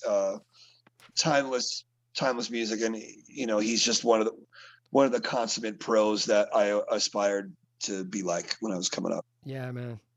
All right, I'll give you one last one. This is hard, man. There's like 50 drummers on this list. I'm gonna pick another one out of left field. Let's see. No, I'm not. Let's take our brother David Garibaldi. First thing that comes to mind when you hear his name. Besides that, he's the sweetest person on the planet. I mean, in a room with him and my dad at 12 years old, making him play his beats slowly and him showing me different, We drove him a little crazy. analyzing stick heights and accented notes versus non-accented notes, and learning what a inverted paradiddle is and how to make that funky, and how to make rudiments funky, and come up with drum parts that are completely original. It's like, how do I even, the Tower Power live recordings that have been coming out recently that are from the 70s that are on YouTube, and they're just phenomenal. And it's just absolute legend. So we're touring together, Ledisi and Tower Power, and we're doing Red Rocks, and we're doing this beautiful venue in San Diego with symphonies with both bands, 90-person symphonies with Ledisi, 90-person symphony with Tower Power. July 20th. Yeah. Oh my God, that's amazing. I'm going. We're going. Yeah, you have to. You have to. Gotta be there. I get to watch Garibaldi play with a symphony. It's going to be great. You get to watch him play with string players that are kind of be dragging. Right. It's like, Yeah, come on. I mean, I don't know, but I don't know how that's going to work. Doesn't but, swing real well. Like, maybe maybe they'll do the ballads, still a young man. Yeah, that's right. Right. I don't know how it's going to work, but it's going to be great. And So very hard to go. I'll get to Nice. watch. I'll get to watch him sound check, and Yeah. maybe see him in catering and bother him a little bit. Yeah. That's my guy. Man, it's funny. He played in New York recently, and I was doing a podcast the night that he played, and he texted me at like 6:00 or something like that. Like, I'm usually in the pregame at 6:30, and he's like, "Hey man, want to come into the city and see Tower?" He goes, "I got a ticket for you." And I was Wow. like, Wow. "Are you kidding me?" I was like, I'm about to do a podcast with Rick Latham, down in, wow. yeah, Rick's a good guy. And I was Totally like, good guy. man, I was like, He'll Really good understand. guy. Rick of all people would understand. You I go. know for a second I was like, can I bail on this? I was like, nah, I can't do it. I got to honor my commitments, man. You But should have just told Rick, man, I got to go see DG, man. yeah, he would have understood. He would have got it. Oh man. Well, I have to say, man, this was super, super fun. I probably didn't even get to half my questions, so I say this all the time, but I try to eventually get you back on, like for a part 2 at some point, because there's other stuff I know I want to dig into, but I think we went pretty deep. We went into a bunch of stuff, and it was a family affair, man. Yeah, we did, and the family. I mean, this is amazing. This is the first family affair podcast that I think I've had. Nice. Thanks for having us, Jim. And the I great thing appreciate is it. everything that you said, your parents could immediately verify it, which was really Mom. good. Mom, put the iPad in and show them where you put the rudiments by the stove, the rudiment list. What? Show me that right now. All right. That's how you do it. So they have these sticks with Well, wine rubber, bottles in front of it. Hold on. and they have the sticks with the rubber tips, so you can play on any surface. Oh yeah, those Vic Firth choppers or something they're called. Yeah. Oh, Yeah. nice. See Look at that. this? The International Drum Rudiments. Yeah. Wait, I can't and see then it. it's Yeah, Look at Yeah. this. Yeah, it's I'm got working all with my those- students. Yeah, try reading that. there it is. There's the sticks and Oh, There's wow. the stick. Yeah. So that's the Drums kitchen. forever. So while we're cooking, we're like going over rudiments and she's showing me drag, triplets and Hybrid radical- rudiments. Yeah, like she knows more rudiments than I do, so Oh, I that's try to so learn funny. a few every time I go home and Oh, that's killer, man. add it to the bag, Yeah. Oh, that's amazing, man. You guys were also generous with your time. I know I kept you guys on for quite some time here. It's all good. thanks We for love having talking me. drums. But it was super killer, and great stories. Great stories. Yeah. Awesome. So anybody that's in the chat still, or anybody that's watching, so go to the description of the video. All the links are there for everything that Adam is up to. Definitely check it out.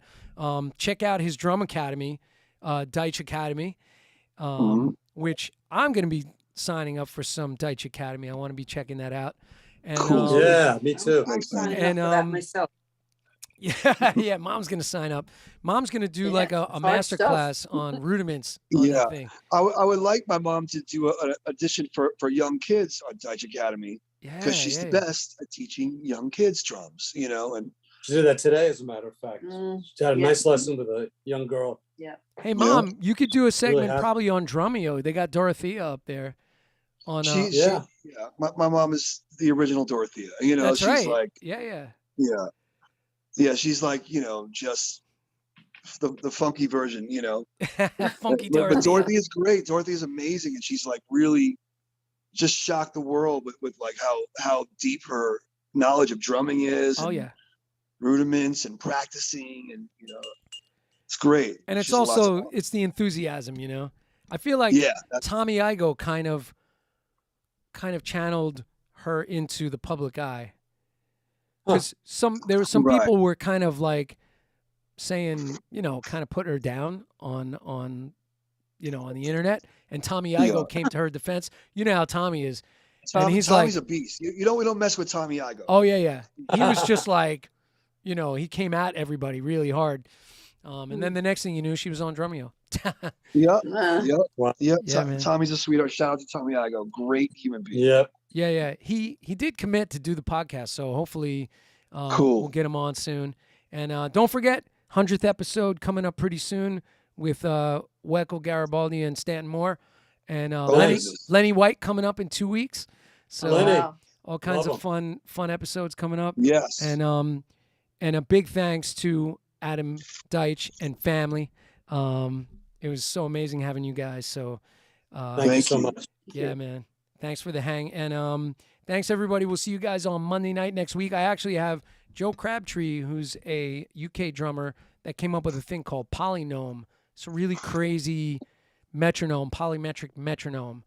Oh, that, cool. that everybody's been jumping on. So we're doing a tech episode Interesting. next week. Yeah, man. So Fun. Great. thanks for tuning in, everybody. I have to put on my goggles so I can see where to roll credits. All right. Thanks, everybody. And we'll see you All real right. soon. Thank you, Jim. Thanks, Jim. Talk soon. Appreciate it.